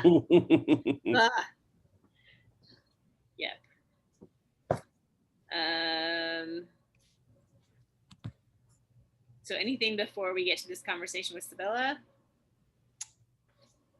Okay. Conversation with Sibylla. Thoughts? So I guess it's Michelangelo Hercules. That's what it says. And Atlas is in the Pine Grotto. They're going through a grotto. Yeah. So the spectacle of large gentlemen striving to uphold vast blocks of that's what the picture is. Yes. That's definitely the picture you showed us. Yeah. So maybe the Michelangelo Hercules is not there, or if it was there, it's been taken to a museum probably. I don't remember it. Yeah. So that had to have been the Atlases in the Pine Grotto. Yeah.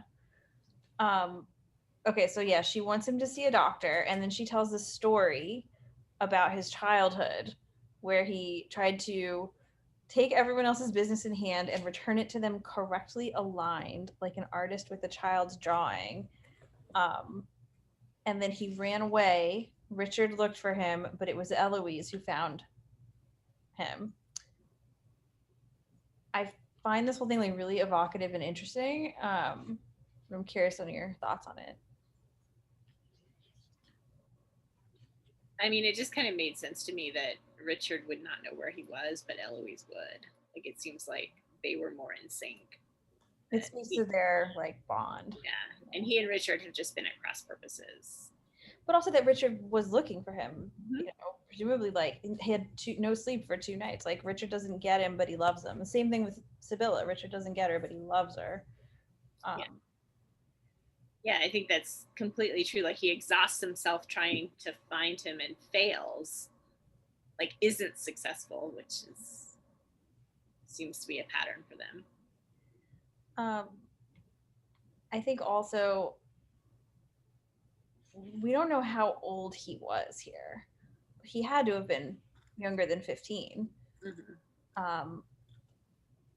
And was he running away like to go die? Was he running away to like, I mean, was he so young that it was just like, you know, when you're a kid and you run away to go like live in a farm or whatever, and you don't really understand what it means? Like, what was this an early suicidal impulse? Was this just like a, my father's abusive, I'm running away? Like, what was going on? I didn't take it as any of that because she said he elected. I've seen him like this before once, which would imply the suicidal bit, when he elected to take everyone else's business in hand and return it to them correctly aligned. Oh, you're right. I just read that wrong the first time. No, I think you're right. I think she's seen him like this suicidal. And what he did was try to fix everybody and make everything okay beforehand, and then he disappeared. Mm. Yeah. I didn't read it like that the first time, but you're totally right. And then we have Philippa remembering that line, poor Eloise, that Lymond said. That one night in the Seraglio just keeps coming back. Yeah. It was an informative evening for her.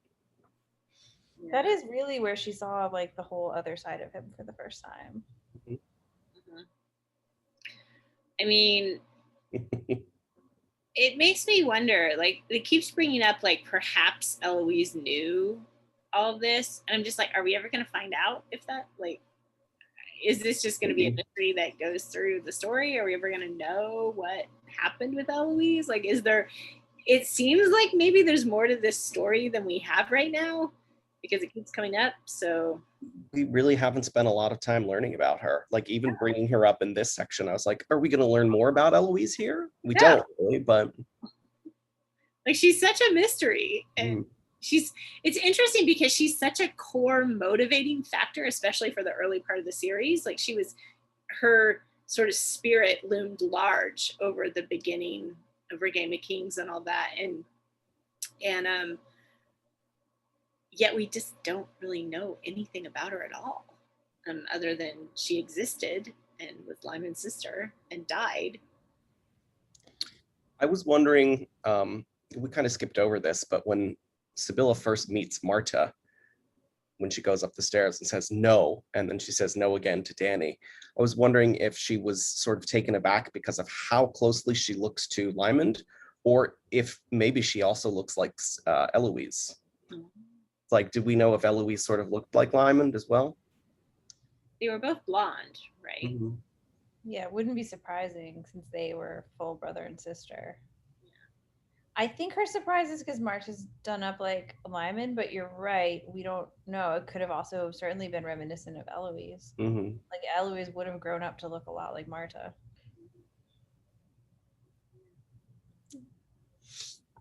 I'm so sad, Eloise. I wish we had a chance to know you better. I mean, I feel like we can extrapolate a lot. She was very Lymond-like. She was raised in the same circumstances. They were so close. Like, they were probably really similar. So Sibylla, interestingly, she refers to herself as in limbo. And she says, from limbo, you cannot say forgive me unless you also say you regret what you have done. I have no regrets. I have nothing to tell you except what you already know, that love is a powerful master. For his favors do you pay tribute and toll while flesh endures and no doubt after. More of the sacrifice theme, but interesting, like, no regrets, because, you know, you really kind of messed up your son. I don't know. Yeah. Yeah, it's, I mean, you kind of wonder if she, like, did she kind of sacrifice her children on the altar of her love for this guy who's died? You know, and Especially if Eloise let herself die because of finding out about it. yeah. Yep. It also, we did skip over a little bit, but it's interesting that Philippa does do this little bit where she is trying to manipulate Sibylla into not going to the house by just saying, like, yeah, I went by and it's all locked up and shuttered and abandoned and you shouldn't go there. You know, so we'll see.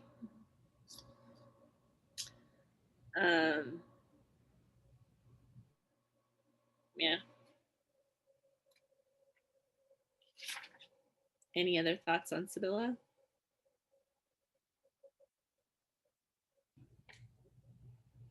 I don't have more on that part. I have a bit more on the next bit after their conversation ends. With Archie? Yeah. So then Archie comes in and tells her that Lymond is like a man making a will in a hurry over it. Archie, I like that it's Archie and Sibylla that figured this out. They know him so well, and they're both his mom figures, basically. Mm-hmm.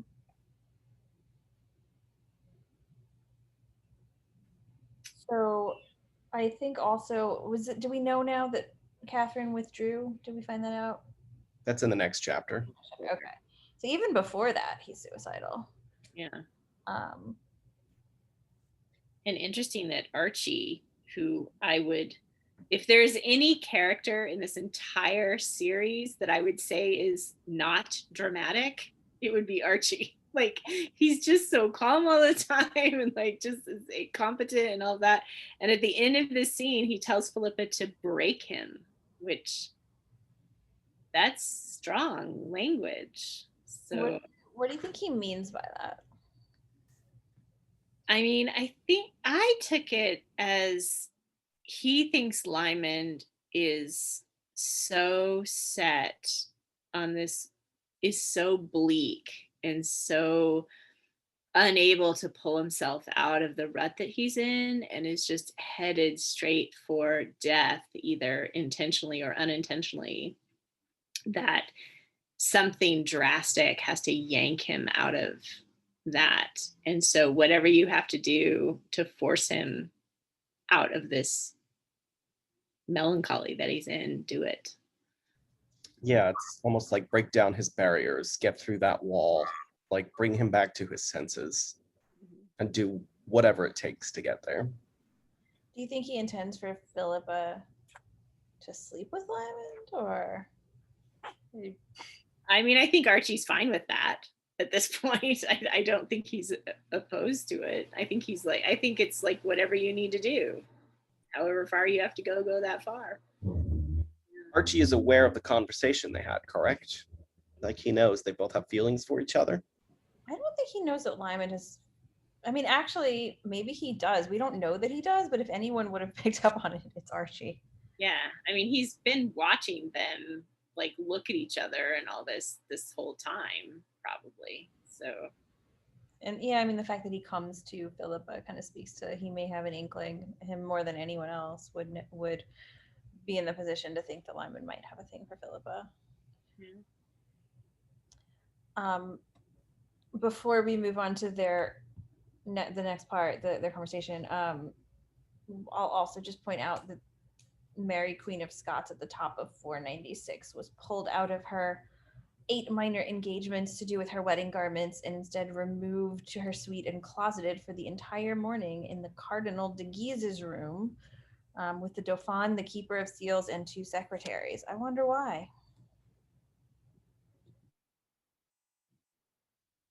I don't know. And I totally went, oh, politics. And I'm like, there's something going on with the wedding and seals, and I don't know. We also have the Scottish won't bring the crown. They wouldn't bring the Scottish crown. So there's this French and Scottish tension happening. That's interesting. Yeah.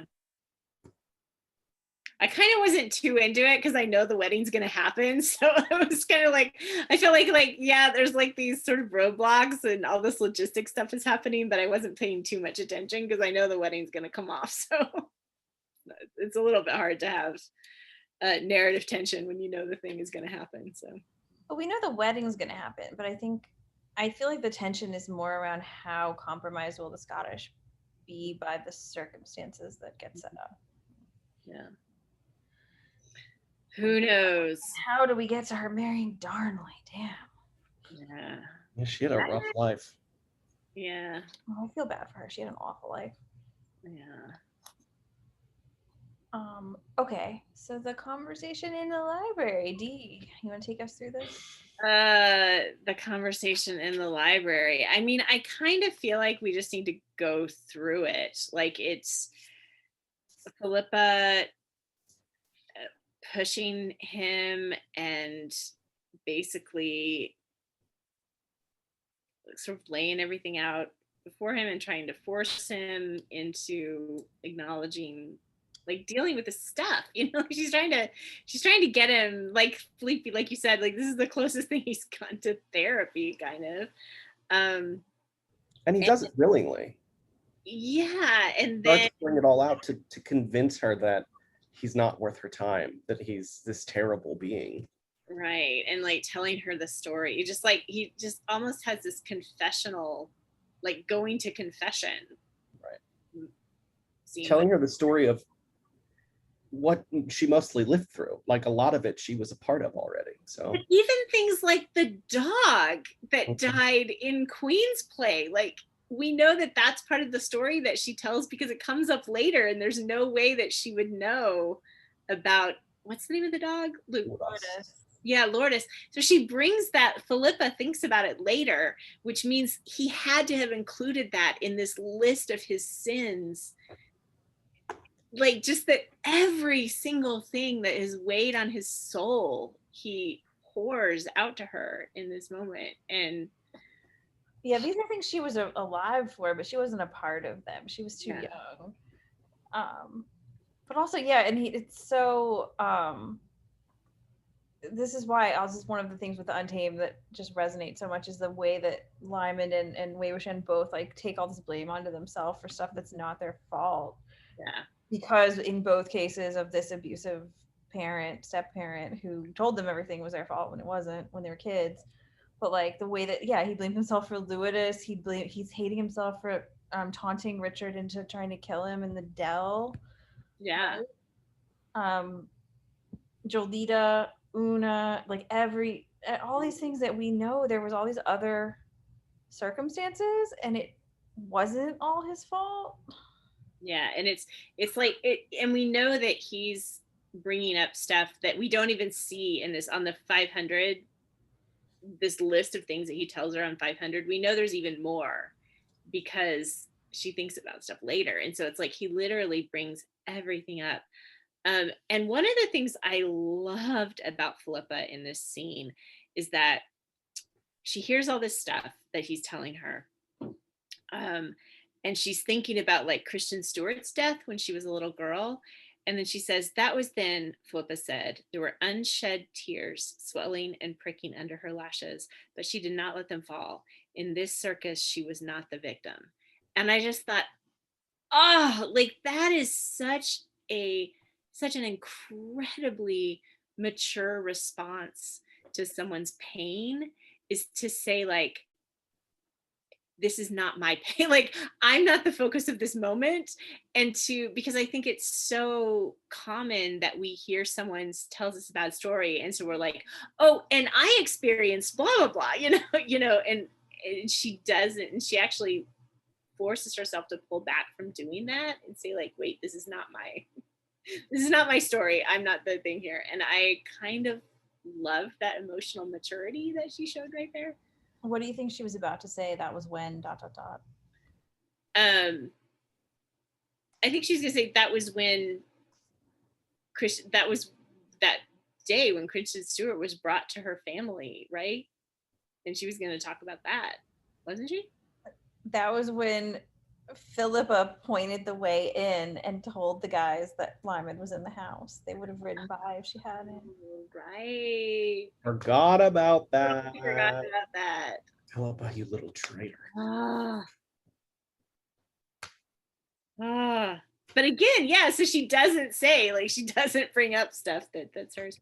But before that is where she says that line about, before God, you are my soul until death and beyond will remain so. Beautiful line. Should we just go page by page so we don't jump around too much? Yeah. So anything on 499 or before? Just that he's trying not to hurt her, that like, I've been watching you. I did not mean to hurt you so much. And she says, I know. So like that he's like, they're both so aware of each other as they've been encountering each other through this whole thing. And they're starting to really understand each other, because they definitely did not understand each other well early on. And now they on both sides are showing this like empathy and understanding for the other. Yeah. And then, his you don't know what I am, and she says, I know what you think you are, but not what I am. Will you let me tell you? And so he doesn't, I think in that moment, like, he's not really hearing that she does, like, she understands that he has this self-concept that's so low when she says, like, I know what you think you are.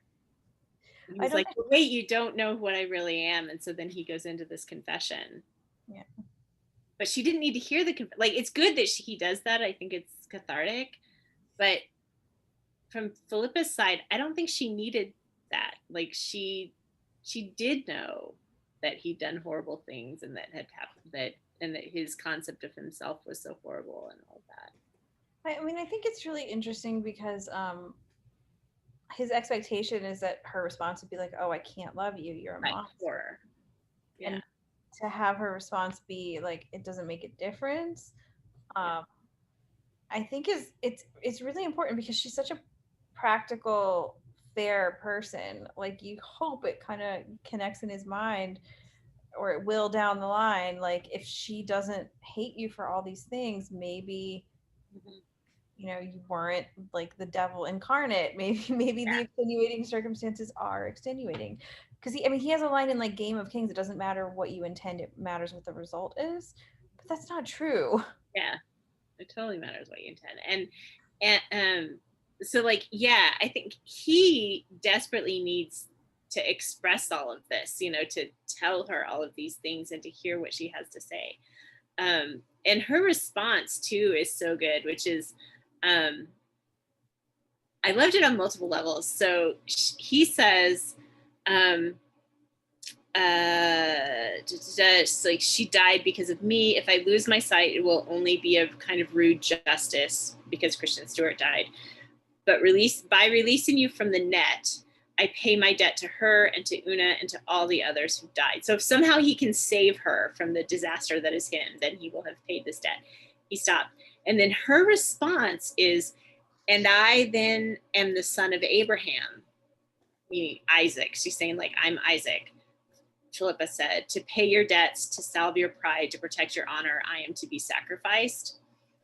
And the interesting thing here that I think is cool is that Isaac wasn't sacrificed. Like, the point of that story is that Abraham intends to sacrifice Isaac and goes to the mountain and blah, blah, blah, and is going to kill him. But then he doesn't. Isaac lives. There is no sacrifice. Well, there's another sacrifice. So this idea that perhaps this is a little bit of foreshadowing that for all of Lymond's intention to do this, it's not going to work, and there's some hope. Well, and we definitely have our theme of sacrifice again. I think also here, so we have two resonances of Christian Stewart in the previous chapter and in this one. We have the blank papers, which was also the big thing that Christian sacrificed herself to get these papers that turned out to be blank. And then here we have him bringing it up with the blindness. And lest we forget, because Lymond has twisted what happened in his mind to all be his fault, Margaret Lennox is the one that killed Christian Stewart, not him. Right. Well, and he didn't kill Una. Like, he didn't do any of this. Yeah. Like, none of this is done by. He didn't even, and he didn't even kill Corredon. Like, yes, he made the choice, but the stain of that sin is not on Lymond. Right. Roxalana gave him no choice. He tried every possible alternative that a human being could possibly try, including spending his entire fortune, sacrificing his health, like everything.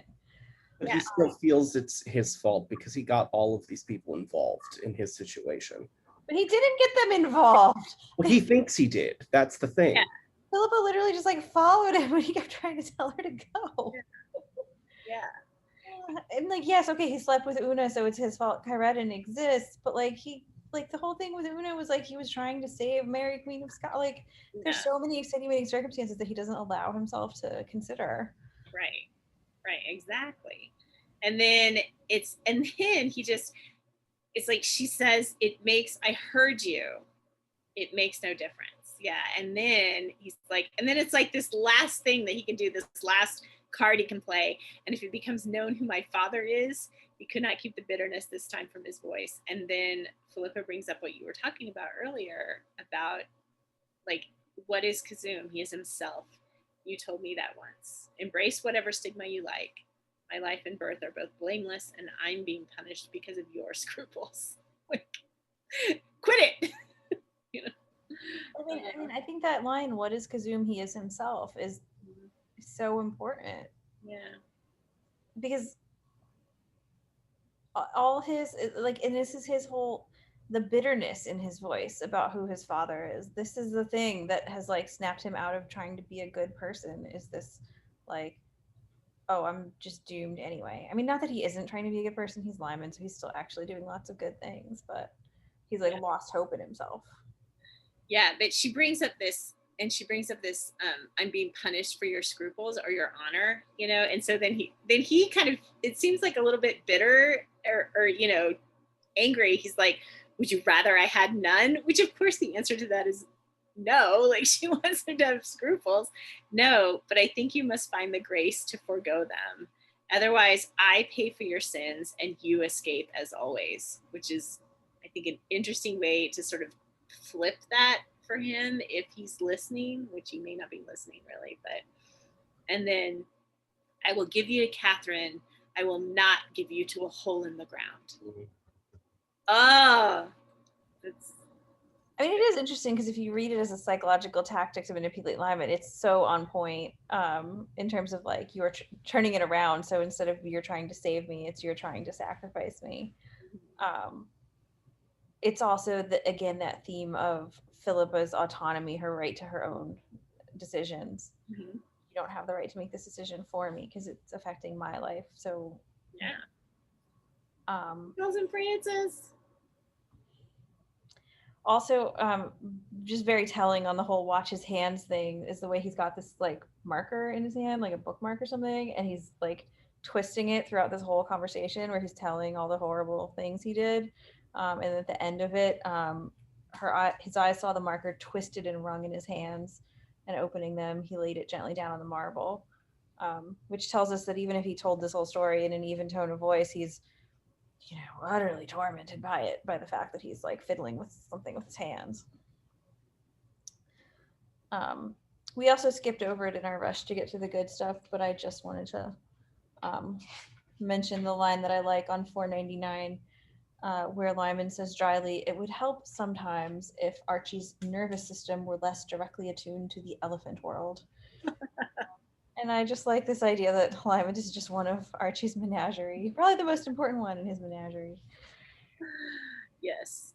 Which it makes sense. Like Archie just is like a caretaker, and Lymond is one of the animals he's a caretaker of, in the sense that humanity are also animals. I like this idea that Archie sees this young man who needs a parental figure, and he's like, well, okay, I guess it's me. Anything on 502 or before? Well, there is that line about he says, every woman since Eve has asked to be loved more than honor, but not you. And she accuses him, which I think is a tactic. I think this is part of her sort of psychological tactic stuff, where she says, do I not come before vanity? And I'm not sure she actually thinks that he's being vain about this, but I think, she uses it. And he says, I have that too, but you know the difference between that and conscience. And so he's kind of not letting her use vanity, but every other woman since Eve has asked to be loved more than honor, but not you. So saying that she does value honor more. Yeah, I think she's using a bunch of tactics here. The vanity one, and then when he refers to honor, she says, if you have any after what you've told me. Like, these are tactics. Yeah. Later on when he says, let us be ourselves, it's like, let's stop with all this manipulative tactics. Yes. But yeah, it's also really telling that she says, like, I'll leave you alone if you just tell me you only want my body and not my soul, and he can't do it. Cannot bring himself to make that lie. Yeah, this is one I cannot bring myself. Yeah. I love you, Philippa, in every way known to man. Not quite as good as the proclamation is what she said, but still good. Yeah. Well, and I think it's interesting because we kept having these insinuations that his problem is that he's not getting laid. And like, oh, Katherine will solve it, or like whatever. But Yeah. I feel like if you then go back, maybe everyone who's thinking that is just misinterpreting it, and that's not really the problem. Yeah. It's also such a sketchy thing. Like, I don't think that's actually good. Like, how his problem is like deep emotional trauma. It's not going to be helped by having sex with someone. Like, it's going to be helped by dealing with his emotional trauma. It is so weird how Jarrett looks at him at the fountain and is like, oh, clearly you really need to get laid, and that's why you're shaking. Yeah. Like, I don't. You can't look at someone and figure that out. I don't know. It's just, why would you even think? I don't know. That's weird. Yeah. On 503, Philippa also just kind of hammers home this. She's threatening to kill herself as well, and he's like, stop play acting. And she says, why not? I thought we were speaking of death and dishonor. You would advance to your grave, and I should join the ranks of your numerous dead. And then she just makes this list: Dickon and Salablanca, Tasha and Christian Stewart, Una and Will Scott and his father, Turkey Matt and Tom Erskine, the dog Lotus, the child Coretin. What shall I say to your son when I meet him? Don't be surprised, your sire loved me also. And it's just like, this sort of hammering of this list, but also lots of people that she only knows about because he told her. Well, and so many like ways you can just extrapolate that he's being insane for blaming himself. Like Tom Erskine like got a virus. Yeah. He wasn't even near Lymond. Yeah. Like, Dickon was killed in a shipwreck. That would have happened. Will Scott's dad got set upon by brigands in Edinburgh or something. Yeah. Right. Yeah. Like, okay, like, yeah, you should have been so smart to stop Gabriel from doing like that. Like, what? Yeah. No, it's just so really distorted, like insane thought process that he blames himself for all this. He's been keeping all this inside and like twisting it in his mind. He doesn't have anyone to talk to about it, and he's let himself believe like really crazy things about himself. So do you think that this library conversation with Philippa, do you think it's cathartic for Lymond in the sense of like catharsis, where there's a release of energy and like, will there be a sort of healing or relaxing of this after? I don't think we've gone far enough past the conversation to know, but maybe this is more a Philippe question because Laura, you know, but. I mean, the way he reacts, he's almost the sickest he's ever been because of this. He spends the entire next day in bed being tended to by Archie. So in the long run, perhaps, but the initial reaction and repercussions of this is terrible to him. Yeah. It almost does him in, just the talk that happens this night. So Yeah. I think something else needs to happen, but I don't know what. Yeah. I mean, I kind of agree because, well, for just a practical purpose, we've still got quite a bit of the book left, so it can't be. Oh, sorry, my lights don't like to stay on. But yeah, I don't know. Like, I want to say, oh, he's gonna snap out of it. You know, I think I said a couple of times ago, I was like, Philippa needs to be like Cher and just be like snap out of it, you know? And this was kind of like that. Like, she kind of did have like a snap out of it conversation. Yeah, but I'm not sure that this is going to be sufficient. Like, I hope it's sufficient, but I suspect that it's not sufficient. I think it's part of it. I think it's part of his recovery, definitely. And I feel that if things go well between them, as they better, Yeah. she will help him and listen to him and help him overcome all of these sort of mental blockades he's thrown up about himself, thinking what an awful person he is. And hopefully him opening up to her will let him open up to his other friends and rely on their support as well. Yeah. But like I said, something else needs to happen. Yeah. So I almost feel, I don't know. Yeah, I agree. I do just want to give a shout out to Philippa for speaking what I think is in the mind of every reader at this point. Can't you forget what is behind you? Can't you accept this gift for what it is? Yeah. Yeah. Any thoughts on 504?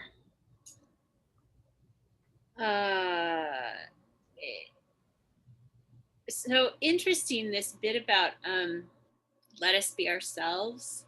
The grief caught her by the throat, grief and anger. This was what Marta had wanted. I thought that was interesting. Like, why does that? It seems like that thought is coming to Philippa's mind. Like, she's struggling with grief and anger, and then she says, "This is what Marta wanted." Why does she think that at that time? I don't know.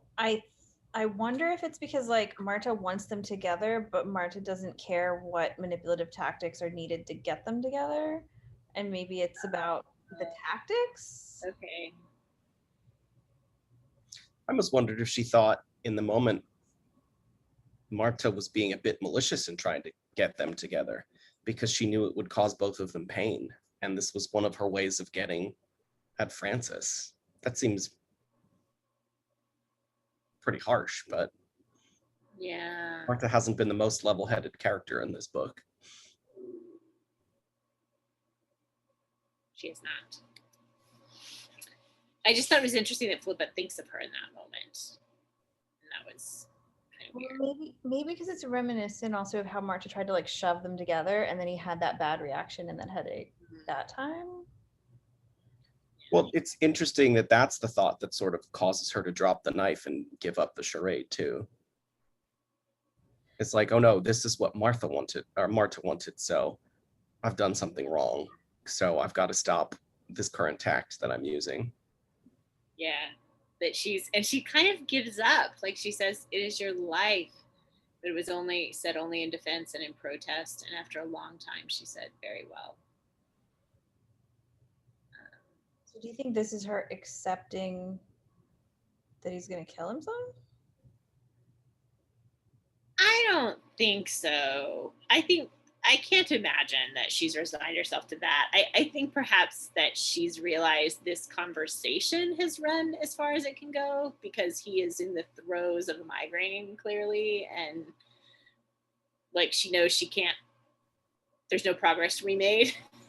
Yeah. I don't think she's given up. No. That would seem wildly out of character for her. Also telling when she grabs his wrist to check his pulse, she can't get to it because of the way his cuff covers everything. And then he, like, at least I read that as like, oh, he's probably always doing that to hide the scars so nobody sees them. Yeah, Mhm. that's how I read it too. Yeah, I got that. Yeah, and I did love that she replies. There's a point earlier in the conversation, which I think we didn't mention, where he talks about, he basically dismisses his suicide as, well, I would be absent. Like we're going to be apart. So what does it matter if I die? What's the implication? And then at the end of this, she says, try to remember there's a difference between absence and death, and you are needed. Well, which is an echo of like, I'll give you to Katherine, but I won't give you to the grave. Yeah. Well, and it's also like she's fighting for their relationship now. She wasn't fighting for it when she thought he would end up with Katherine. Right. She thought he'd be okay. But now that she thinks he's not going to be okay, now she's fighting for it. Mhm. Yep. So at the end, he has left none of the saving stock of wit and detachment, which had been his most precious qualities all the time she had known him. So it's interesting that she sees him in like the most raw state here. Like he confesses everything that he's ever done wrong, and then he has this physical breakdown where he's like vomiting incessantly, and she's comforting him. So she really sees him at his worst, and she still loves him. And he still doesn't want her to be witness to this. He still has problems with people seeing him in any kind of pain or discomfort. Well, it's really interesting that, right, he's like, he keeps trying to get her to go away, and she doesn't, she stays. And at a certain point, it's like it doesn't make a difference if she's there or not. No. And she does spend quite a bit of time with him, helping him sort of convalesce, at least an hour or two, I think, because it says that in the next chapter. So then what do you make of the final line in the chapter, every other woman since Eve except you? It's a callback to that honor, that bit about every other woman except Eve wants to be loved before honor, loved more than honor, but not you. So is this his conclusion? Is that she's given up because she doesn't want to be loved more than honor?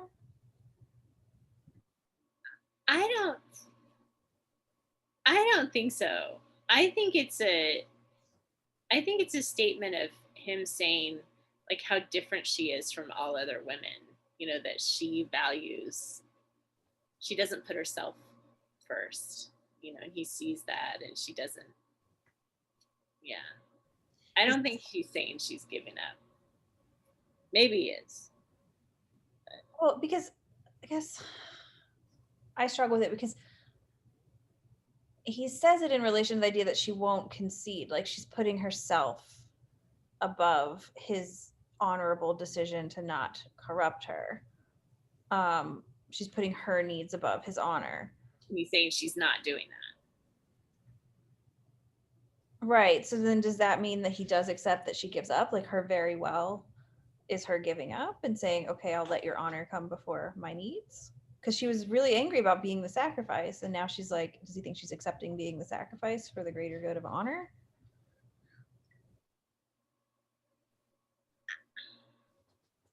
Maybe, but he's also completely out of it.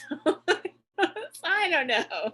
I mean, so maybe he's just going through it in his head and stuck on that thought. Yeah, like he's just kind of stuck on that. And I think it's this, like, he sees her as different from every other woman, which makes sense because he doesn't fall in love with every other. Like this is the one woman that has caused him to come to this place emotionally, and so she is different. And he sees her as like I mean, different from every other woman since Eve. Like, that's a dramatic statement. Like, you're different from every woman that has ever lived is the implication. So It was a pretty misogynist time period. yeah, which is but yeah, I don't know. I wonder, I mean, there's two things I think about. One is Kristen Stewart. No one was more self-sacrificing than her, but she's dead.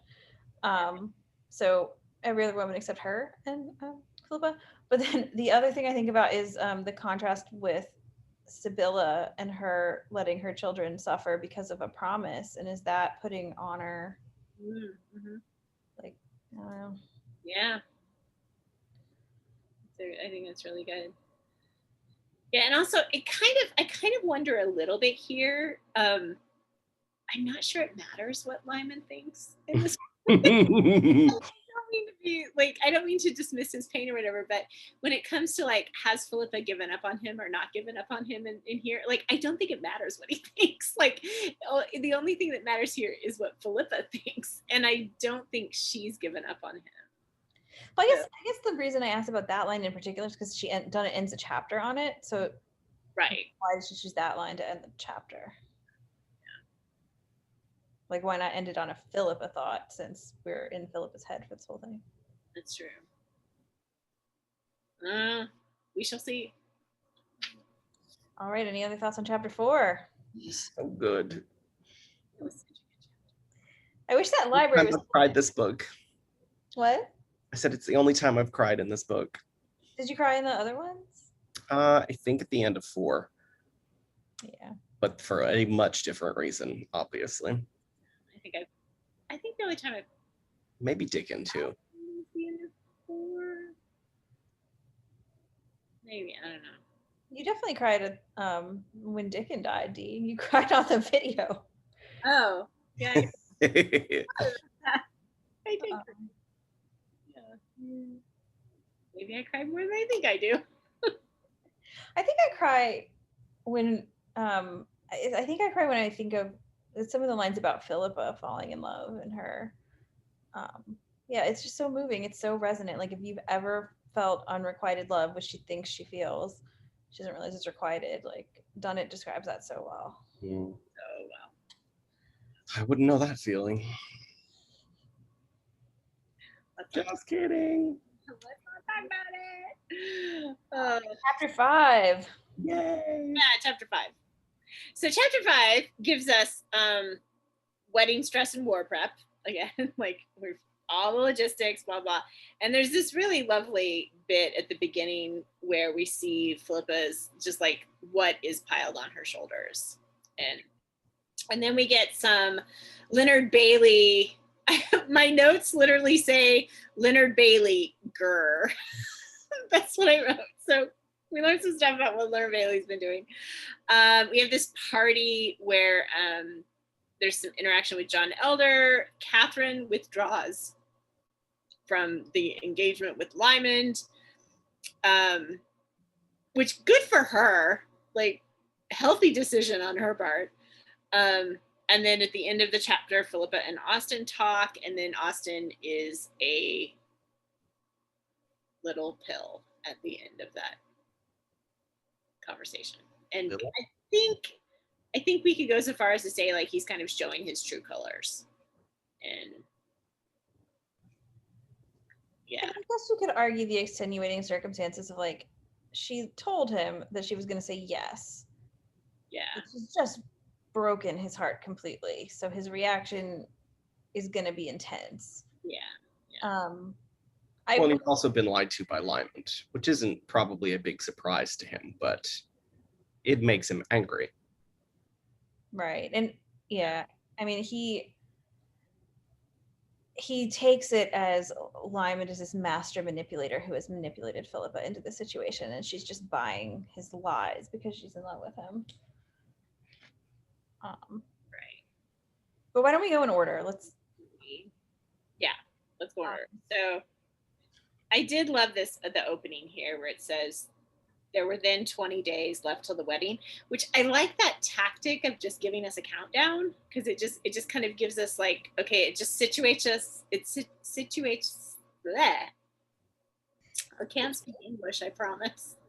We are situated in time, and it's a nice, we've got this thing coming. So how in 20 days do you create for a man a new and irresistible motive for his existence? And how, this done, do you preserve him and his family from a blow so devastating as to be in some ways worse than self-destruction? And lastly, how do you achieve all these things while concealing your grief and anger? You prepare a spoiled, imperious, charming 15-year-old girl for her wedding. So in order of importance, these are the things that Philippa is having to do. I like that, like, again, we're having Philippa kind of deal with a lot of the stuff that Lymond has dealt with, but we were never in his point of view while he was dealing with it. You know, like, he's always keeping a whole bunch of different balls in the air, trying to help everybody. But here we have a version of that, only we're in her point of view, so we can see how she's experiencing it and how stressful it is. It would be completely different if we only ever saw her from outside. Right. And I like, there's a moment where it's on 510, she's sitting alone, feeling alone and afraid, bereft of judgment and confidence, stranger still to remember with a dull and damnable irony that under this roof another human being was alone and beleaguered in a sense she had never yet known, and that they could not bring comfort to each other. So even in the midst of how miserably stressed out she is, she's thinking so empathetically about Lymond and what he's going through, which is a sign of her love. Like, she really loves him. She doesn't just want him. She loves him. She cares about him. She cares about what he's feeling and going through. Yeah. Just as a side note, which is not really about our main story at all, they bring up the Sultan of Turkey and the French Grand Master in Malta, and I was like, wait, what happened with so it says, a rumor that the Sultan of Turkey entertaining hopes of suborning the new French Grand Master in Malta turned out to be true, to the joy of Danny Hislop, in whom was budding a sharp curiosity about the order, which is kind of interesting that Danny's getting curious about the knights. But this isn't the guy that we know, right? Philette. I think Philette. He was a hero later. So there had to be a middle person, right? Well, like the one died. So Homedes has died already, and they replaced him with somebody, and that person died too. We found out about that earlier, I think, in this book or the last book. That the where are we in now? But it says that the Sultan has suborned the French Grand, which means he's like bribed him or something, or like somehow he's like undercut him, or like something bad has happened with the French Grandmaster. It wasn't the whatever his name was, the Philette is the hero, right? from the Turks, yeah. So Villette was Grandmaster from 1557, August 1557, until August 1568. the year we're in, right? Yeah. 1558. We're in 1558. His predecessor was also French, Claude de la Sangle. So maybe Suborn just means he attacked Malta. The Sultan attacked Malta and defeated him.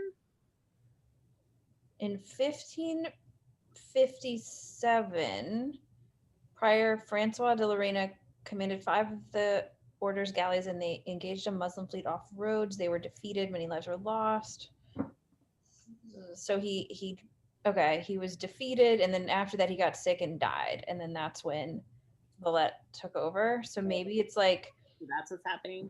Yeah, de la Sangle got his ass kicked and died, and that's what this is about. I don't know. It's a side comment, and I was like, wait, what's going on with the Knights of Malta? They're still around. They have a massive historical battle that all the books are about that is not in this for some reason.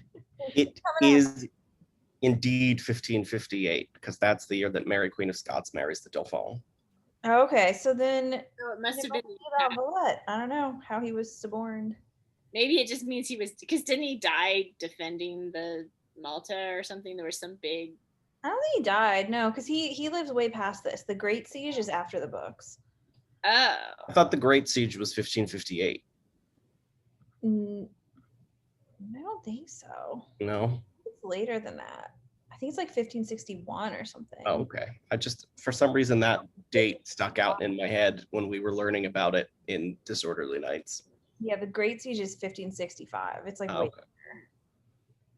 Who knows? Never mind. It's not important. Like, what's going on with Malta? But I guess it says in. Oh no, that's before. No, I don't know. we someone do who find knows out that her second hope, Philippa's second hope for the documents, is also blank. Oh, so It's all a ruse. yeah. Well, and yeah, she sends the guy in to search the house. Yeah. Yeah, and that's where we find out he sent Madame Rosé away.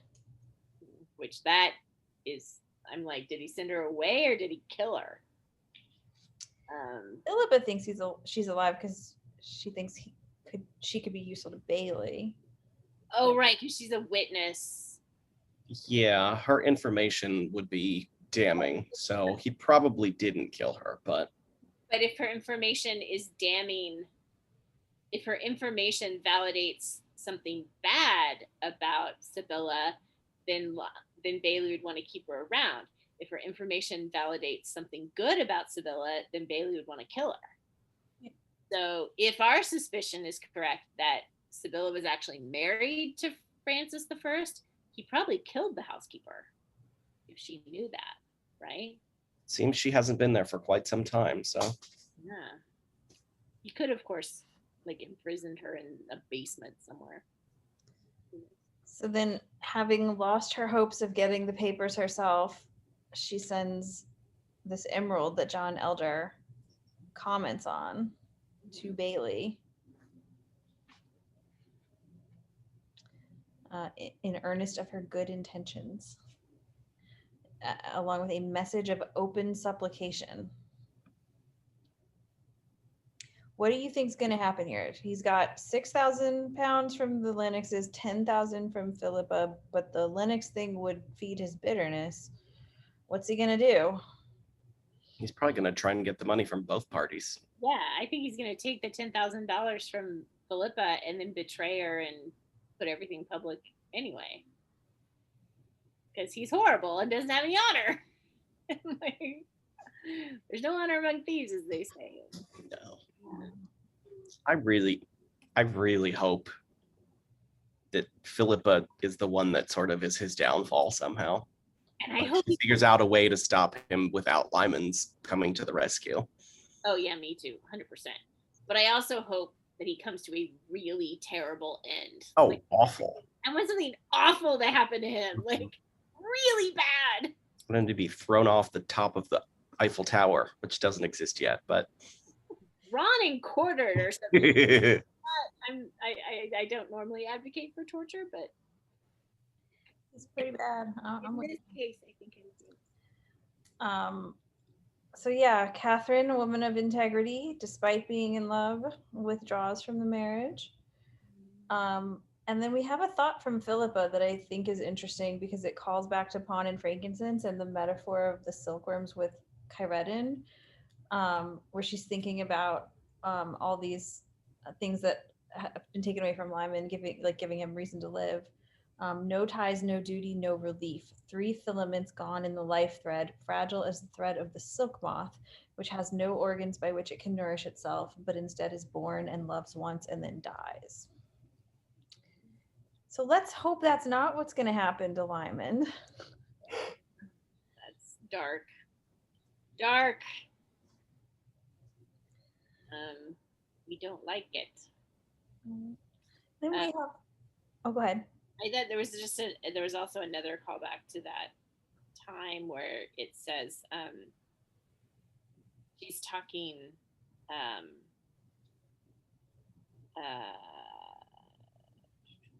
she's talking to Elder and says, this is on 513, and it says she says steadily, she said, I met him once about Leonard Bailey, she said it steadily, for the Seraglio teaches how to conceal all feeling when you are being tormented. I mean, now that we know that the Dame du Temps is a master manipulator, I feel like we can kind of read that she sent Philippa to the Seraglio specifically to pick up these skills. Yeah. So we also have the revelation. There's two things here that are interesting. One, Adam and Kate have become pen pals since Philippa has stopped writing. I like it. And then Adam says, Kuzum is forgetting you, don't leave him. And Philippa doesn't realize she's crying until she looks down and sees the tears on the powder, turning the powder gray on the sugar plums. Like, one, that's a beautiful image. Two, she does still love Kuzum, you know? Hippie. Oh, that's sad. And yeah, three, it's been for freaking ever since she's been back to Flaw Valleys and seen Kate or Kuzum. I mean, that's how people's lives were back then, but Yeah. And also this bit where she answers Adam, and she says, this marriage frightens me. I saw married tutors, kings more than other people have such a hunger for love. A little bit, I'm like, really? They have more of a hunger? They just have more power to deal with it. Would you wish for them? Adam said that they lived without knowing such hunger. Afterwards, she could not recall having answered. that's interesting. Yeah, because I think it's true, like what she's observed. Like being a monarch is super lonely, and the likelihood of ever being loved for yourself is incredibly minimal because everyone you meet wants something from you. And yeah, I guess Philippa is enduring the trauma and misery of love right now. So it's a question, right? Would you rather live without that or like have it and suffer? Yeah. So she sends the pendant, and then Austin Gray arrives, and she tells him that she can't marry him. Good. So this scene is the way she does, like I know she doesn't mean it, but like he has every reason to think she's coming to accept the proposal. Yeah. And he's so happy to see her. He sees her lit up in the window, and then when she speaks, the sun turned dark and there were no lights. Like she just shut out the light of his world. It's very vivid, and you see what's going on with him and why he's so upset. That said, he's horrible, and I don't approve of anything he does. But I understand why he reacts so strongly. Yeah, and just that, he's so, if he had you prepared for the next sacrifice, he's so clever, Philippa, just that he manipulated you into this. And I liked her response where she says, Austin, I think we should stop talking about it. The situation exists. There is no room for a third person in it. Leave me, hate me if you like, but best of all, forget me. And again, it's just Philippa's practicality, where she's like, this is a thing that's happening. We can't do anything about it. We should stop talking about it. Yeah. But it's also true, like it's Austin, you can't change this. Like this is one of the things that distinguishes someone who genuinely loves someone from someone who's an abuser and a manipulator. It's like what I think probably Gavin was like, right? He didn't really love Sibylla because he didn't have the empathy for her that like Philippa keeps demonstrating about Lymond, where she's thinking about what he's going through and really caring about him. Austin kept acting like he did. He kept being sympathetic to her, but when it comes down to it, in the moment of truth, it's very telling that he puts his feelings above hers completely. There's a line on this page, he paid no attention at all. I don't understand. He wants to marry. Like he's not paying attention to her. He's not being empathetic to her. He's needy and possessive, and he is completely putting himself above her. Yeah. Oh, and he says a line to her. She says, "It changes everything," and he says, "I can see you think it does." Like, how disrespectful. Yeah. Yeah. And then you shall be prevented. Like, I'm gonna control you. He creeps me out. He like grabs her by the arm and pulls her into the next room. Yep. Yeah, it's very much a, like, he had a vision for what his life was going to be when he entered that room, and he had a concept of what was going to happen, and then she dashed it and he's just like acting kind of like you took my toy away, like that, almost that childish anger of I can't have what I want, so I'm gonna, lash out about it. Well, it's the possessive, immature kind of love, it's not the generous, I put the other person above myself kind of love. Yeah. It's a classic nice guy TM. If you look up nice guy TM, it's a whole archetype. Yeah. Absolutely. That's so true. Yeah. And he does it, he literally does what the nice guy does, why does she fall for all these assholes when I'm right here and I'm so nice? And then they do things that are like, no, you're not nice, you're selfish. This thing here that you did, not nice. Putting yourself above her feelings is not nice. You are the asshole, not the other guy. Although the other guy's a little bit of an asshole too. Oh, yes. In this case, for sure. Yeah. Oh. Yes. Yeah. Anyway, that was chapter 6. Yeah, we end on a cliffhanger. What's gonna happen? Dun dun dun.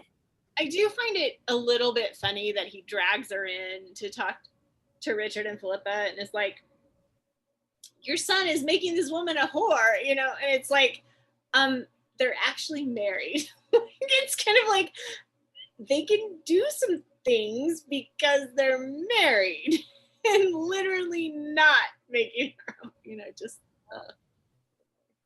How is Richard and Sibylla going to react?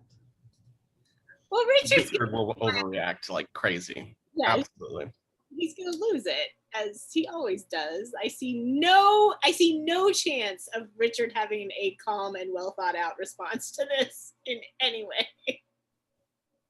Sibylla, who knows? She may be a calming presence. I think she has an inkling of what's really going on. Like, I think she started to figure that out. But yeah, Richard, no. Yeah. Other, I guess, thoughts on these chapters or predictions for what's going to happen next? Hello, sweet kitty. They were really good, and things are happening at a pretty fast pace. I guess they need to solve all of the issues that remain before the end of this book. Yeah. So we have the wedding. We have Philippa trying to save Lymond's life, and Philippa trying to put an end to Bailey's designs, and hopefully put an end to Bailey as well. That would be nice. Yeah. So we've got basically a third of the book left, and I was trying to think of all the things that are up in the air, like the Sibylla Francis mystery, and how far, like, who's going to find out about what is the truth. Mm-hmm. Who's going to find out about the truth? Who's not going to find out? Like that whole question. Bailey, what's going to happen with him? Kind of Margaret Lennox a little bit. Like, I still don't think the Lennoxes are going to come to England, to France, but I also feel like it will feel very unsatisfying if we get to the end of this series and there has not been some sort of showdown with Margaret Lennox. Like, there's not some sort of defeat or something with Margaret Lennox. So that fact alone makes me wonder if we're going back to England and or Scotland. I do think, even though there's not much book left, I do think that we'll see Queen Mary die before the end of this. Oh, really? Because that's sort of the thing that makes Margaret Lennox lose her base of power. Oh, right. So I bet it'll be somewhere towards the end. Which means the wedding's going to happen soon, probably by the end of this section. You think? It's only 20 days, well, not even 20 days away. It's 20 days away at the beginning of the chapter, but now it's like they had the ceremony on Tuesday for the wedding on Sunday. So the wedding's in the next week, as far as where we are in the book. I wonder if part 4 is going to be, like, the end of part 4 is going to be the wedding and, like, wrapping up whatever happens in France. Maybe Leonard Bailey, like, maybe wrapping up the Leonard Bailey, John Elder stuff in part 4. And then part 5, we go to London, Flaw Valleys, Mid Coulter, something. We go somewhere Maybe. back to maybe. Russia. No. The milestone of the wedding isn't just the wedding, it's also the milestone of the annulment. True. Oh, right, the annulment, which we no longer want to happen. Not that we ever did, but What do you think is going to happen with it? I don't even know if you can get an annulment if one of the parties refuses. I mean, the annulment is predicated on the fact that they haven't had sex. So if either one of them pops up and said, oh, yes, we did it, then they can't get the annulment, right? Although, I mean, annulments happened all the time, even with like children. There, like if you had enough power and you had enough money, even if like you had obvious evidence that you'd had sex with this woman, you could still get an annulment, and you know. Yeah, it's unfortunate, but I think that even if Philippa said, no, I don't want it to get annulled, and Francis was still for it, that they'd let it happen. I think so too. I think it depends on, does like, if people in power support, and if Francis still wants it and people in power support Francis, then it'll happen. If somehow Philippa is able to get someone on her side, or she's able to convince somebody that it shouldn't happen, then it won't happen. But Probably go to the de Guises and be like, hey, you want him out of your hair? that would be a good way to go. Yeah, like if the Cardinal de Guise doesn't want the annulment to happen, it's not going to happen. Like he could throw a wrench in the works really easily. True. I kind of hope it doesn't happen because I want Philippa and Lymond to be married, and I really don't want to have to go through a rigmarole of them getting married again. Like the whole like annulment, then getting remarried. All that seems a lot to do in what we have left in the book. So hopefully not. All right. Well, any final predictions or hopes?